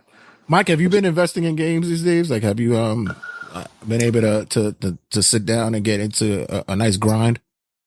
Not really. I mean, to be honest with you, the only game I've ever completed, like 100%, is fucking South Park Fractured Butthole. That's a game I wanted you to complete because I played like your GTAs, your Marios, and I try to complete them all, but eventually, after say like 5 hours, I'm like, okay, I'm done. I'm not sitting here forever. I do enjoy going on YouTube and watching people play like your Legend of Zeldas, your GTAs, and even I will say the one game series I hate. I hate Kingdom Hearts. Watching people play that shit, I can't. The story is too complex. It's so stupid. The only attraction is just to go into the worlds, honestly, and that's the only appeal to me. Don't let brother AJ hear that because he'll come at you. Fuck Kingdom Hearts. The story is stupid. The gameplay is fine, but the story is so stupid. But I can't find myself sitting and playing a game like for hours and hours at a time anymore. The only time really is like for any sports games and the WWE games. I have this thing like called responsibilities these days. Like, I mean, come on. I mean, being an adult, right? Like being an adult, right? So, right. These day and age, I find myself when I'm playing a game, I actually take the difficulty and put it to easy because all I really want to know is just the story and what I'm playing through. You know, I want to gain that sense of playing it. You wuss. I don't care. I don't have time to be sitting there fighting the same fucking boss for 3 hours. Let's get across. I got shit to do. I got dinner to cook. I got a child to help with their homework. Like, I mean, come on. Let me at least, if I'm playing Cyberpunk, I could hack the fucking computer in 3 seconds rather than fucking 3 minutes. Let's get it over with. But, so I found that I actually found more enjoyment with doing that. Jarren, do you feel as though that this day and age with video gaming, as with wrestling, are we progressing to something where, even when it comes to, because everybody used to love the multiplayer, but are we progressing to come back to the one player, kind of adventures or gaming that we had from years ago? I mean, everybody's different. I mean, like personally, I would love playing more single player games. I mean, multiplayer is fun, but I feel like there's so many things you can do with it. I mean, how many shooters can we play anymore? Online. How many? You know what I mean? It's like this. I feel like I'm playing the same game over and over again. I'm just spending a bunch of money to play the same game. So when you get stuff like you even said Ghost of Tsushima, and I brought up the Resident Evil series earlier. I mean, them story mode games. I feel like people haven't been cashing in on those as much lately. I think there's a big market for it still. Absolutely. What's your outlook for the next gen consoles? Like, what do you see will be the biggest like advantages just happening? I mean, we're just testing the water with like the Xbox Series X's and the PS5s, like it, and we're already discussing what the PS6 will look like or some shit like that. Like, what's the next thing that we're seeing? Is AI going to be like a big thing that plays a part in this? It could be that. I feel like virtual reality has kind of gone up and down in terms of popularity as well. But I think a lot of games might start utilizing that as well. Like you get to actually be in it and like experience it. And no matter what game it is, I think more games will probably start utilizing that. I think that would be a good experience personally. I've never used really virtual reality that much, but if you put one on and you said, hey, play whatever game, even a wrestling game, I think that would be sick. First person in a wrestling game with some virtual reality, I think that would go hard. That's kind of my hope and kind of my wishes. But in terms of where I actually think it's gonna, I have no idea. I mean, you already see like the graphics in these new games. I mean, these look unbelievably real. I don't know how much more real we can make things look, but I think we're going to test them limits in the next few years. Well, it was funny because when watching the commercial for the WWE 2K24, you saw the AI of Stone Cold, you saw the AI of Hogan. Yeah, very scary. It didn't look too good. Yeah, Mike gives you, especially the Undertaker one, will give you some nightmares. Yeah, it was kind. Yeah, like I said, it didn't look. It looked like a half-baked version of a bad Disney movie. Like it just looked like something was a tinge off. But like I said, this is like the early stages of it, which you being a tester and such, are we seeing that with the new series? Is that playing a little bit more into the 2K series? You talking about AI? Yeah.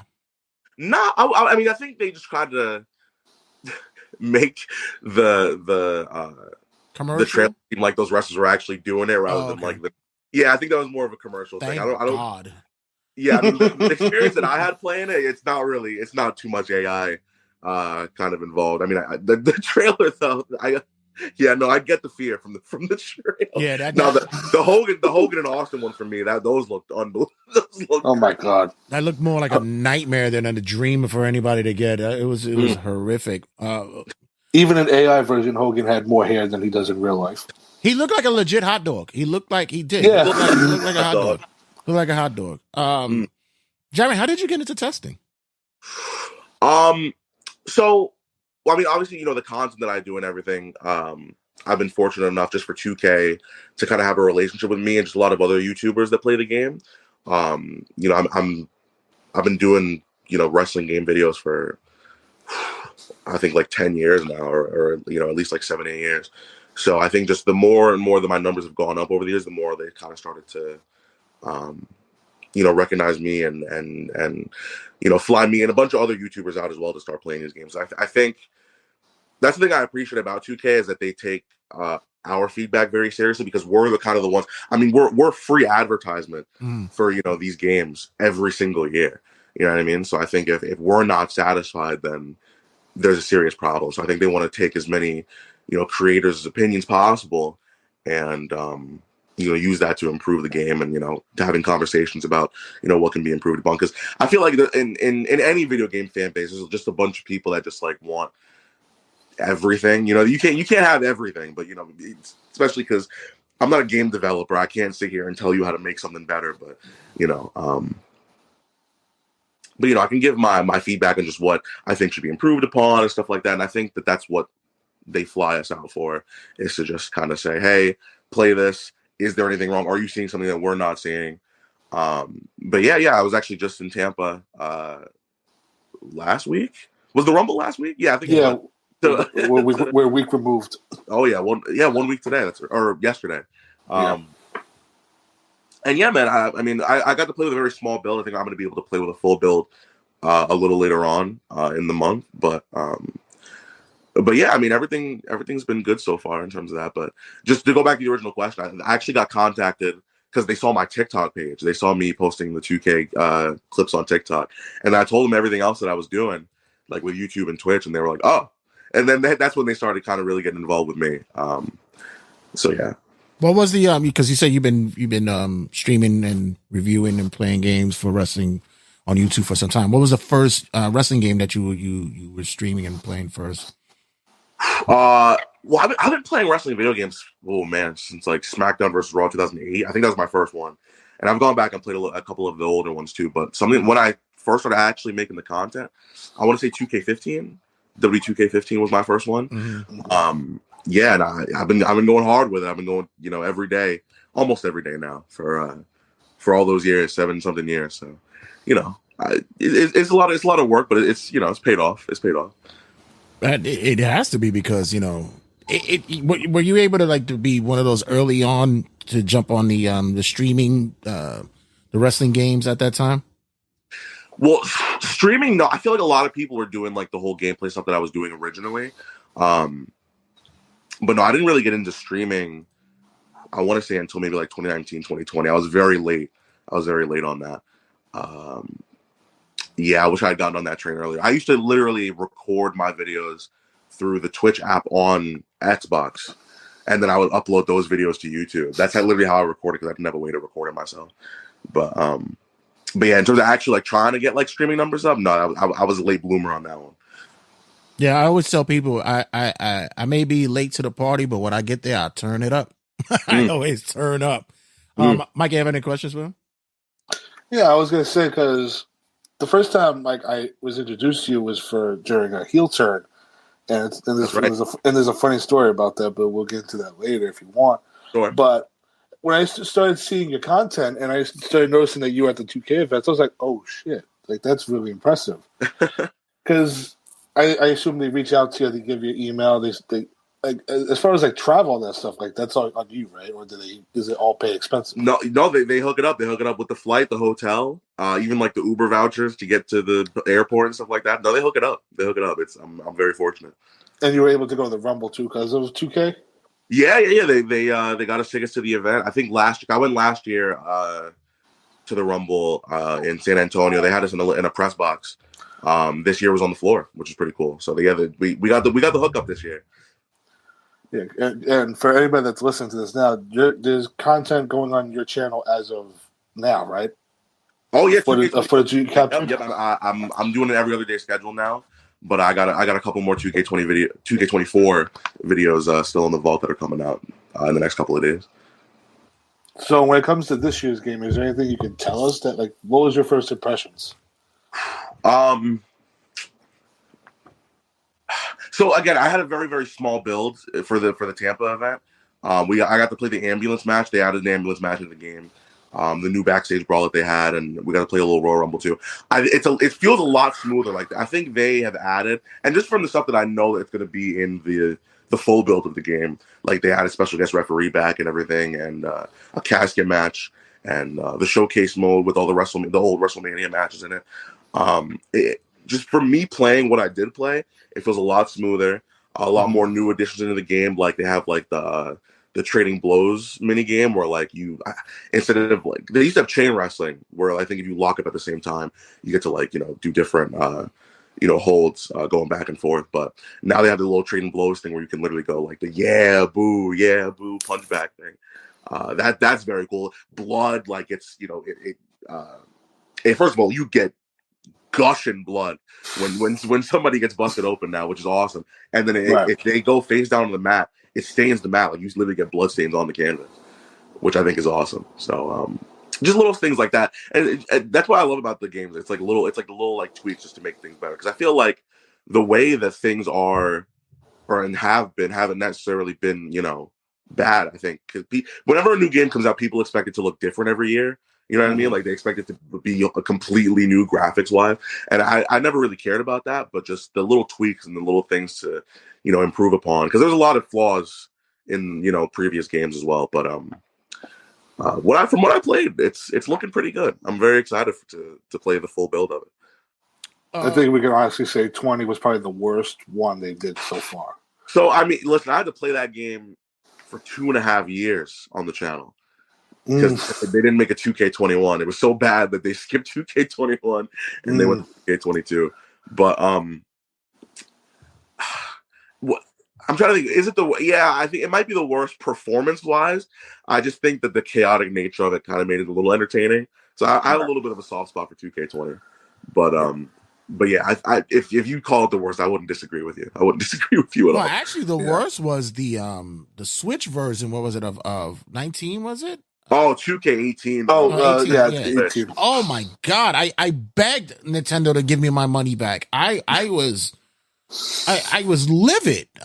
Did you ever hear anything of the what and the why? Why there was never any patches to fix or anything?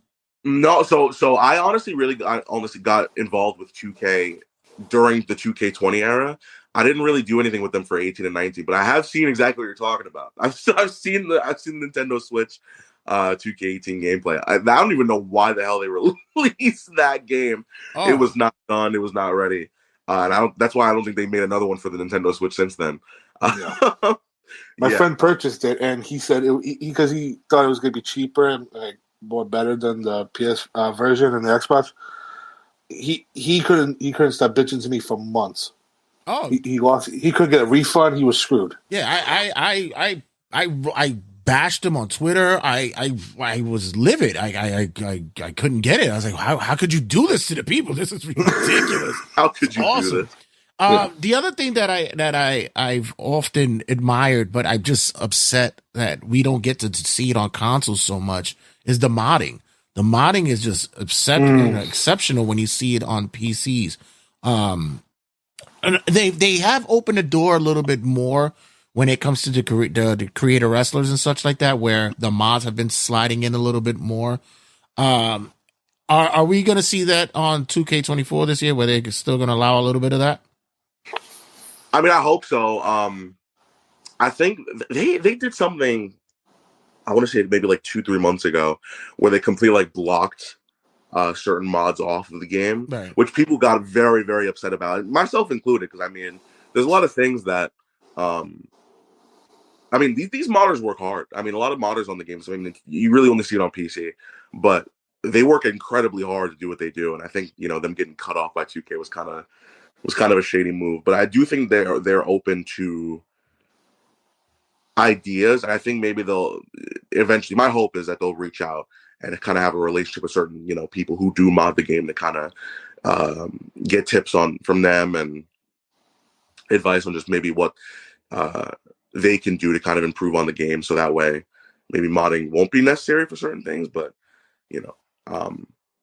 I personally, I gotta wait to play the full build to see the full what's the word I'm looking for, limitations of what can happen with this game. Now, some are saying that this might be just a fresh coat of paint. Is the game that is just like, well, they're still working on the same build from 23 and 22.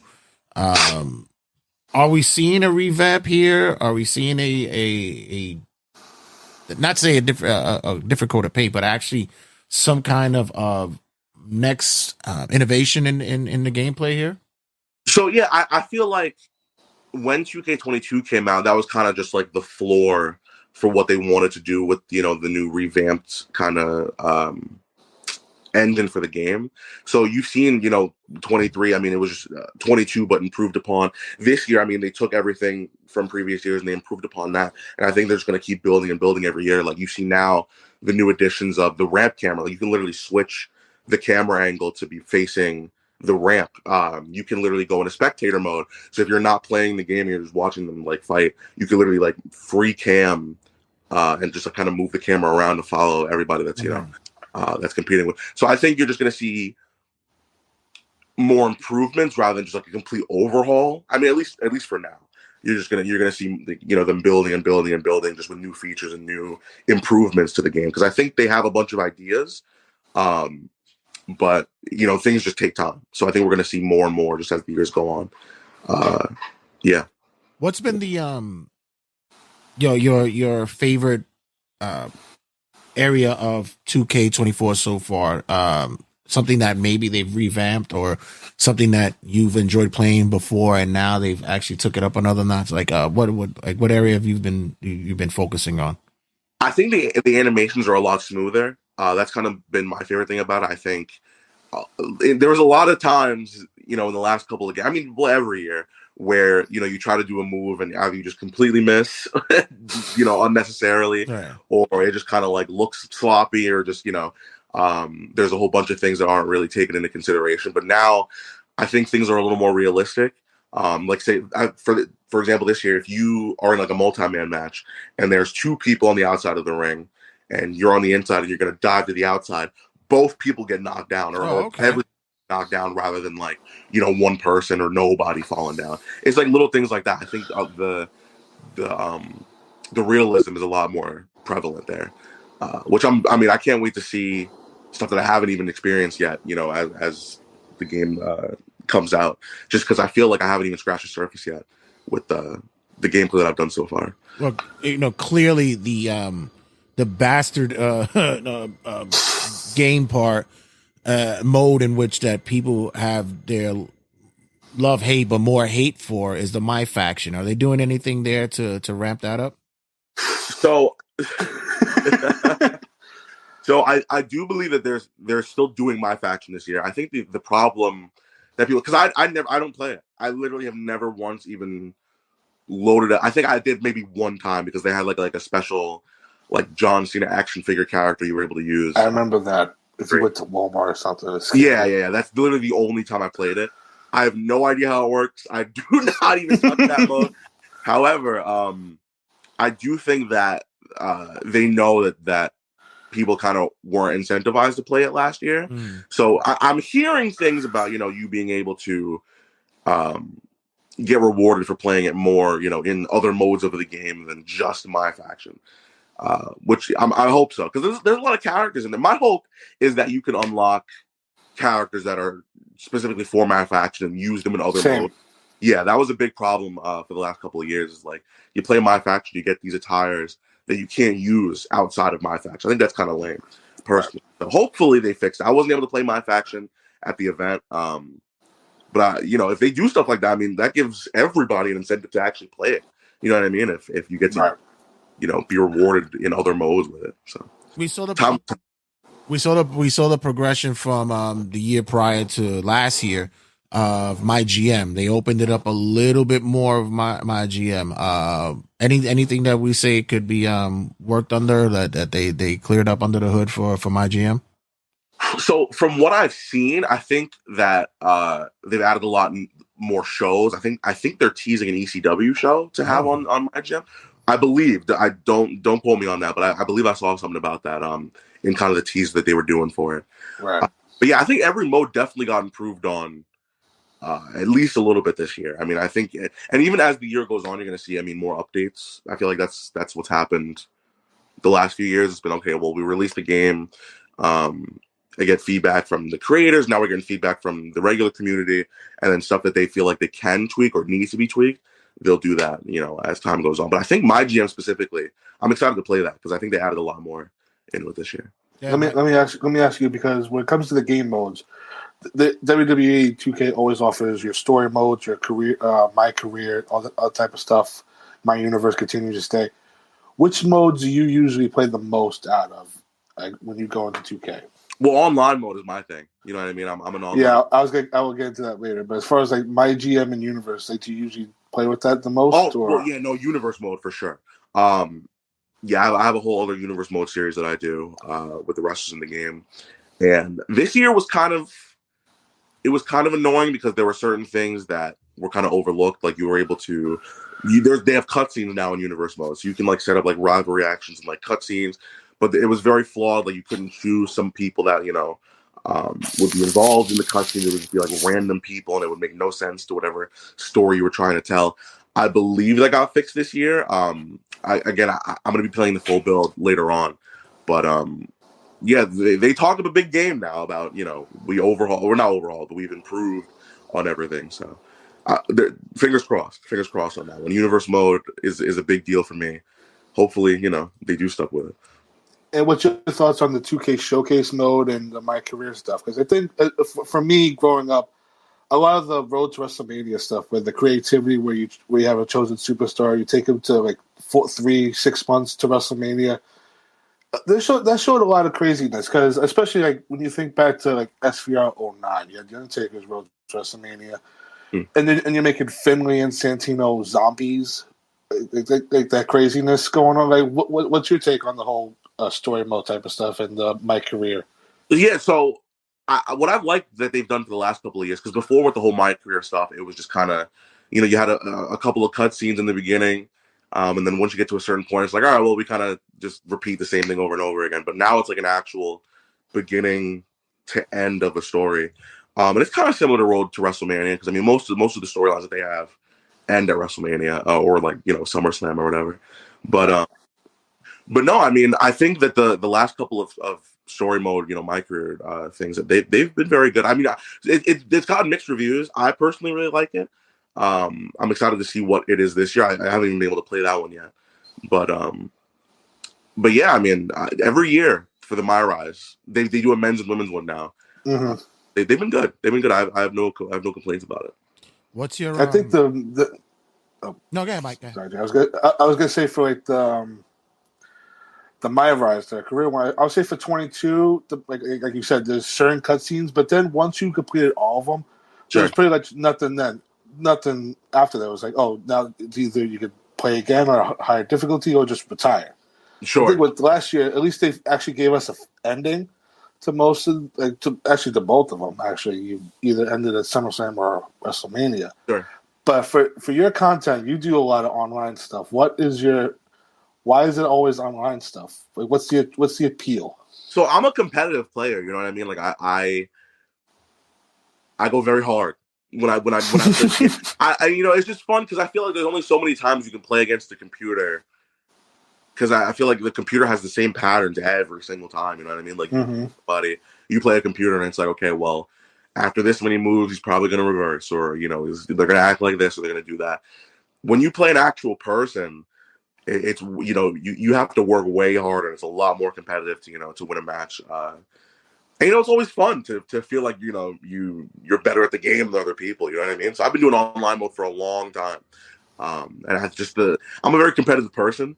So being able to apply that into a passion that I have, which is wrestling, and then the wrestling video games, that's been a big factor for me because I'm very competitive when it comes to that. Yeah, for so many years, the online scene was pretty much people making monstrous dicks or like monsters, just disturbing things, and they just hit RKO as their first move, and then they just do shoving. It was such a nightmare for me that I was you know what? Compared to I played with you once before, and then with Mark and Ray, our close friends, where I feel now they have a better balance of online, which thank God that you don't see a lot of these fucking dicks with giant ass dicks. No, yeah, you can filter a lot of stuff. Like if you don't want to play with a custom character, you can choose not to. If you can even change the pin system and you can just modify whatever rules you want. That wasn't really a thing before. I mean, in the early online games like 2K14, you were able to modify a lot of stuff. Between 15 and I want to say 20, it was just okay. You load into a match and whatever happens. But now you can really filter it out so you can have the experience that you want to have. You want to go competitively, you can probably get a match like that. If you want to do casual, you can make the settings so it's more of a casual experience. They've done a very good job kind of filtering it out so you don't have to have a miserable time if you don't want to. The online. I mean, I had a really big problem with online this year just because the servers weren't the best. I don't know if you experienced that where it would just crash in the middle of a match. It'd be like, oh well, an error has occurred or whatever. That happens a lot this year. So yeah, I'm definitely gonna need to ask about that for this year because I can't do that 2 years in a row for sure. Mm-hmm. I'm a creation guy. I love to see the creativity with other individuals when they're creating their wrestlers or their shows and stuff like that. Because I immediately what I do is I first play the road to WrestleMania. I mean the showcase modes or the My Rises. Get me busy for the next couple of weeks because I know it's gonna take creators a few weeks to put together some stuff. So I could see how close they can get to getting a Kenny Omega or MJF kind of deal and stuff like that. And then when I want to make my own stuff, the uploading of the images and stuff like that, I'm very involved with that. Has there been an overload as well when it came to have you heard anything about the creator, the creation suites and such? So, I mean,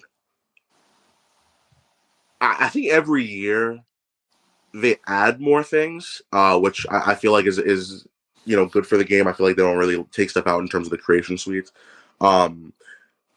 They've honestly, I mean, the last few years they've improved upon it a lot. I feel like such a 2K show right now, but I got to give credit where credit because I feel like the characters that they make. I mean, you can go in community creations right now and see. You can look up any AEW wrestler, any independent wrestler, and the models that they have for these guys that people have made are insane. I mean, obviously, 2K gave whatever resources to do that, but these people, I mean, these actual creators out there are doing a damn good job making these realistic people. So I can only assume it's going to be, even better this year. Again, it sucks because the build that I played was very, very limited. I'm going to be playing the full one, as I said before, later in the month. So I'm definitely going to be able to experiment with the, creation suite stuff like that. But I have to assume that's going to be improved upon 100%. I was kind of shocked that they would. The game is a month away to be released. I know. Yeah. Are we kind of nervous about it being that right there? Are we kind of nervous that it's going to be buggy? Are we going to see, are we nervous that we might have to get a day one patch? I can imagine that we get a day one patch, but are we kind of nervous? I'm sure there's going to be a day one patch. I am a little nervous about that just because, I feel like there's not enough time between, us being able to give feedback and the game actually coming out for there to really be a big difference. But I When I played it felt good. I mean, everything that they've included in the game, like you can like throw weapons and stuff like that now. You can like. I saw that. That's a very cool touch that they put in. No, absolutely. I mean, you can like throw them into a vending machine and a water bottle pops, so you can pick it up and like throw it at somebody, stuff like that. So I'm sure it's gonna be buggy. I mean, I feel like every game nowadays, which is weird because I feel like that shouldn't be the case, but every game that comes out always has bugs to it, which is annoying. So I'm assuming that that's going to be the case again, but yeah, we're going to have to see. I want to answer Jay. Put my 2 cents. I feel since the whole collapse of 2K20, they've learned their lesson, so that's why they kind of took a break. This is why we didn't get a 2K21. Sure. Where I feel in 2K22 they completely reset everything. Like there's no more 3 reversal system, none of that type of stuff. So they completely overhauled everything. And then, Jarren, I want to ask you this. As a guy that looks forward to the game every year, the question is always what the roster, as we see on the screen, like the superstars and their ratings. I always find myself going to the roster and saying, okay, you're probably staying, you're not, you're released, you're not coming back next year. Are you the type of person that cares about the roster? Because every year the 2K selling point is the largest roster in wrestling history, and then like I saw for this year, it's like over 200 characters. Meanwhile, probably like duplicates of like 5 different people. But what are your thoughts on the rosters? Yeah, no, I absolutely agree with you. You get like 15 Charlottes, and they're like, oh, the biggest roster, of the whole time. Yeah, that I'm not the biggest fan of because I mean, there's only so many times you can play with every version of John Cena, every version of Rey Mysterio or whatever. But and I mean, there's also certain people that they add into these games that I don't care about. I mean, when am I going to play as Doink? You know what I mean? Like, when am I going to sit here and play as Doink? But I mean, people have the option. That's not necessarily a bad thing, but I think it's a little con artisty to be like, hey, we have the largest roster of all time, and then here's like 14 Hulk Hogans. You know what I mean? Like that. Right. That shouldn't count to me, but. I mean, variety is not necessarily a bad thing. I'm trying to play devil's advocate here. I have no idea. You know what I mean? Yeah, I mean, the variety for 2K, I give them credit where they come out of left field with some of the characters. I mean, the last couple of DLC packs were very interesting, where they had like Doink the Clown in one, they had Yokozuna, like Zeus. I remember throwing that out last year. It was like a they're gonna throw in Zeus, and meanwhile they threw in Zeus. The Boogeyman's back in the game. Oh yeah. But as far as like there's definitely going to be duplicates because of the WrestleMania showcase. We're going to see a lot of those. Sure. And then also with like overalls, that type of person that care too much about overalls? Or no, I mean, especially considering when I do online stuff, that really doesn't play a factor in it too much, unless you're playing with like a really, really low overall. Yeah, that never really meant anything to me. I mean, they do like the whole like reveal thing or whatever, where like I wasn't even allowed to show the overalls in the videos that I was doing because they wanted to like do a whole like reveal themselves. Mm-hmm. Yeah, I never really cared about that. You know what I mean? I feel like the only people who would really care about that are the wrestlers themselves. You know what I mean? Like if I like pulled up and they were like, "Hey, you're like a 71," I'd be like, "Damn," you know what I mean? I'd be like, "What the hell?"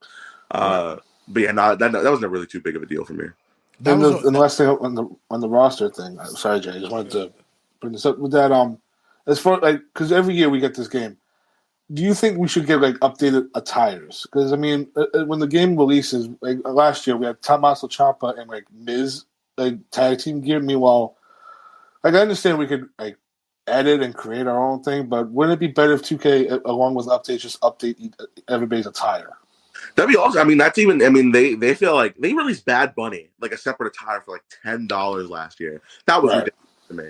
I feel like just like a whole DLC pack with like updated attires for like a lot of people, that'd be beautiful. You don't even necessarily have to have, a bunch of characters for a DLC. You can do other ones like that. So I feel like that would be a cool addition. I think I could be wrong about this, but I believe they're going to be adding the new WrestleMania arena into the game later on in the year. Yes, they are. Yeah. Yeah. Yeah. So that's a step in the right direction. I feel like it'll be cool to have, not an outdated WrestleMania arena 2 months after the game comes out. You know what I mean? So I feel they did that with NXT 2.0. Like after the game released, like 3 months later, they added that arena in as like a free update. Yeah, I completely forgot about that. But yeah, that was cool. That was cool. They did that. Yeah, I've always said that being 2K and such, the NBA franchise always seems to be on the barometer of making the changes that they need to make. Like, if a team has an updated uniform, like during that season, hey, check this out. You got a new uniform for said team. Or if they have to do like the tournament uniforms, they'll have the tournament uniforms there. I always said that WWE should do the same. Like, if Kevin Owens comes out with a new shirt, why don't we just have him with a new shirt? Why? Have you ever heard why that there isn't that kind of balance of bringing that to the forefront for WWE games? No, I never had the conversation. I feel like Community Creations though hooks it up a lot, because I feel like once you see somebody come out with a new attire, within like a day, you see people already making like the same attires that you can just download and put on that character yourself. So maybe they haven't even felt like they needed to, because other people are just making. The pain in the ass is that it takes a slot from me when I fucking get. They only get 100. So that's a great point. And I'm trying to build my my AEW or my TNA shows, and I gotta get 3 Kevin Owenses so I can get his attire. Like, come on. Yeah, no, that was a big criticism from a lot of people, like the limited amount of slots you can use for like downloadable content. I don't know why there's a limit in the first place. I don't know why the hell they even have a limit. I think with next gen now, you would think that the RAM and such and whatever technical hoobaloo that you use, that you would think that you could have all these slots open. I've downloaded for Fire Pro. Now, mind you, the sprites and such they're small in scale, but I got like 700 wrestlers in Fire Pro. Like, honestly, it's insane. Any little secrets that you might be able to share that you know of right now that's going on with 2K? Ooh, for the new game, let me think. Hold on. Any DLC hints? Any possibilities? DLCs are good. Anything you've heard about the DLCs? DLC? Yeah, no, I don't know anything about DLC. They haven't told us anything about DLC. However, from what it seems like, I feel like we might be getting a Firefly Funhouse match in the showcase mode. Really? Which I love it. So just from the tease that they've done, I haven't been able to see it myself yet, but it seems like that's the direction that they're going in. So I actually know one of the people that did mocap for the game this year, and he's got kind of the shape of Bray Wyatt. so I think that plus the tease that they've done, the whole John Cena NWO shirt and stuff like that. I think that might be one of the showcase matches, but yeah, that's going to be cool, because that's going to be a whole unique experience, I feel like, to play with. Wow. So let me ask you this, Jarren. So with everything we've been talking about with like the free cam and overall gameplay, would you agree that this year's game is leaned towards more like the YouTube creators with the free cam, and then as far as like the gameplay stuff is like for beginners, like for like just like to pick up a game and just say, fuck it, if I want to throw a hammer at somebody's head, I'm going to throw a hammer at somebody's head. If I want to throw a water bottle, that type of thing. Would you say 2K is leaning more towards that direction going forward? No, I absolutely think so. I mean, I feel like content creators are way more. I mean, not even just people that are getting like flown out to these events. There's so many people that are just like streaming this game and like playing the game. So I feel like the more cater to it is for those certain people. Like, you can do, like, they even have an option for the music in the game, like you can turn it off, like creator safe mode. You know what I mean? Like, they literally have stuff specifically for content creators. And just, stuff like with the camera or whatever. I think that's definitely for people who are making content, which is cool, because I feel like, again, like the more people are incentivized to make videos throughout the year with this game, the more successful this game would be. I feel like that's a no-brainer, you know what I mean? So it's cool to see them, I don't want to say finally, but yeah, finally kind of do stuff to cater to those people, for sure. Favorite wrestling game of all time? All time, 2K14 is gotta be my favorite of all time. That's when they had the special guest referee mode. You could do a finisher where you like have like 9 setup moves before you can do the actual move. You pick them up, put them down, kick them, like punch them. You know what I mean? The creation suite in there was pretty cool. You got to incorporate that in online. I mean, the servers were stable as hell. You got to play a match from every WrestleMania. You had the first 29 WrestleMania arenas in that game. The beat the streak mode with the Undertaker, where like he was like impossible to beat. Bro, that game is undefeated in my mind. That is such a beautiful game. a lot of people are gonna say like the old stuff, like No Mercy or like Here Comes the Pain or something like that. I'm a new school boy. 2K14 is my game, 100%. Yeah, I know. You tend to forget that right there, it was the last of that dying breed until they went to next gen, and then when we got 15, it was like woof. That was kind of tough there, but oh yeah, the graphics was cool. I mean, the new graphics and stuff for that game was pretty sick, but that's about it. Yeah, so. I laughed because the one thing that I thought was funny was when you were playing, I guess in that career mode and such, and someone you knew who had the game or created a wrestler, they would come out in your career as a wrestler. Yes, like, yes, that's right. I'm like, who the hell is that? And I go to find out who it is. Like, how the hell did that happen? It's like, what did I completely forgot about that one. Yeah. Unlocked a quick for me. Wow. But Jarren, thanks for your time. Before I let you go, I just quick heads up of what you've been doing. Like I'm glad that we actually had you on the show because we've never had anybody on the show who's been so hands on, not only with wrestling but with the video game aspect as well. Are you looking to do anything more out, with this as a maybe career or such? What are we doing with this? No, absolutely. I mean, YouTube, currently right now is my full-time job. I just recently joined this group called Vibe, VYBE. They're a pretty successful 2K group, that we do, the group videos, playing the game. We actually have like a whole like space now that one of our guys, Brandon, has for us. We have like a wrestling ring and everything right now. I'm actually doing training. Oh, really? Yeah, I've been doing wrestling training in the ring that we got. So I got 24/7 access to a ring, which is pretty cool. Plus like a whole studio where I can record the videos and just like the space where we do the group videos and stuff like that. I've been very fortunate this last year, 100%. So Vibe has been a big deal for me to make this like a full-time gig. So yeah, this is gonna be a big year. I can't wait. I'm very excited. That's phenomenal, man. That's awesome, man. You're giving me hope that in my later years of when I'm retired from actual work, that I could probably do this in my 60s and somebody would down the line be like, what the hell is this 63-year-old guy giving a fuck about playing 2K37 or some shit like that? Hey, listen, I'd watch it. You know what I'm saying? I'd watch it. Yeah, but thanks again for your time and let everybody know where they could get you at, Jarren. Well, first of all, thank you for having me on here. Now you two are dope as hell. Small Afro YouTube channel. We upload every other day. Uploading 2K24 content for the next couple of days. So stay tuned. You're not going to want to miss it. And just want to ask, can we get you back in a couple of weeks after you get the full game and get your thoughts about it before the absolutely. I can give you all the inside scoops. I got you. Don't worry about it. All right, brother. Can't wait. Mike, keep the connection there. And thanks again for your time, Jarren. And guys, don't go anywhere. We have much to talk about on the podcast. And yeah, you always know. Stick around. We'll be back in a minute. 5, 4, 3, 2, 1, 0. All engine running. Liftoff.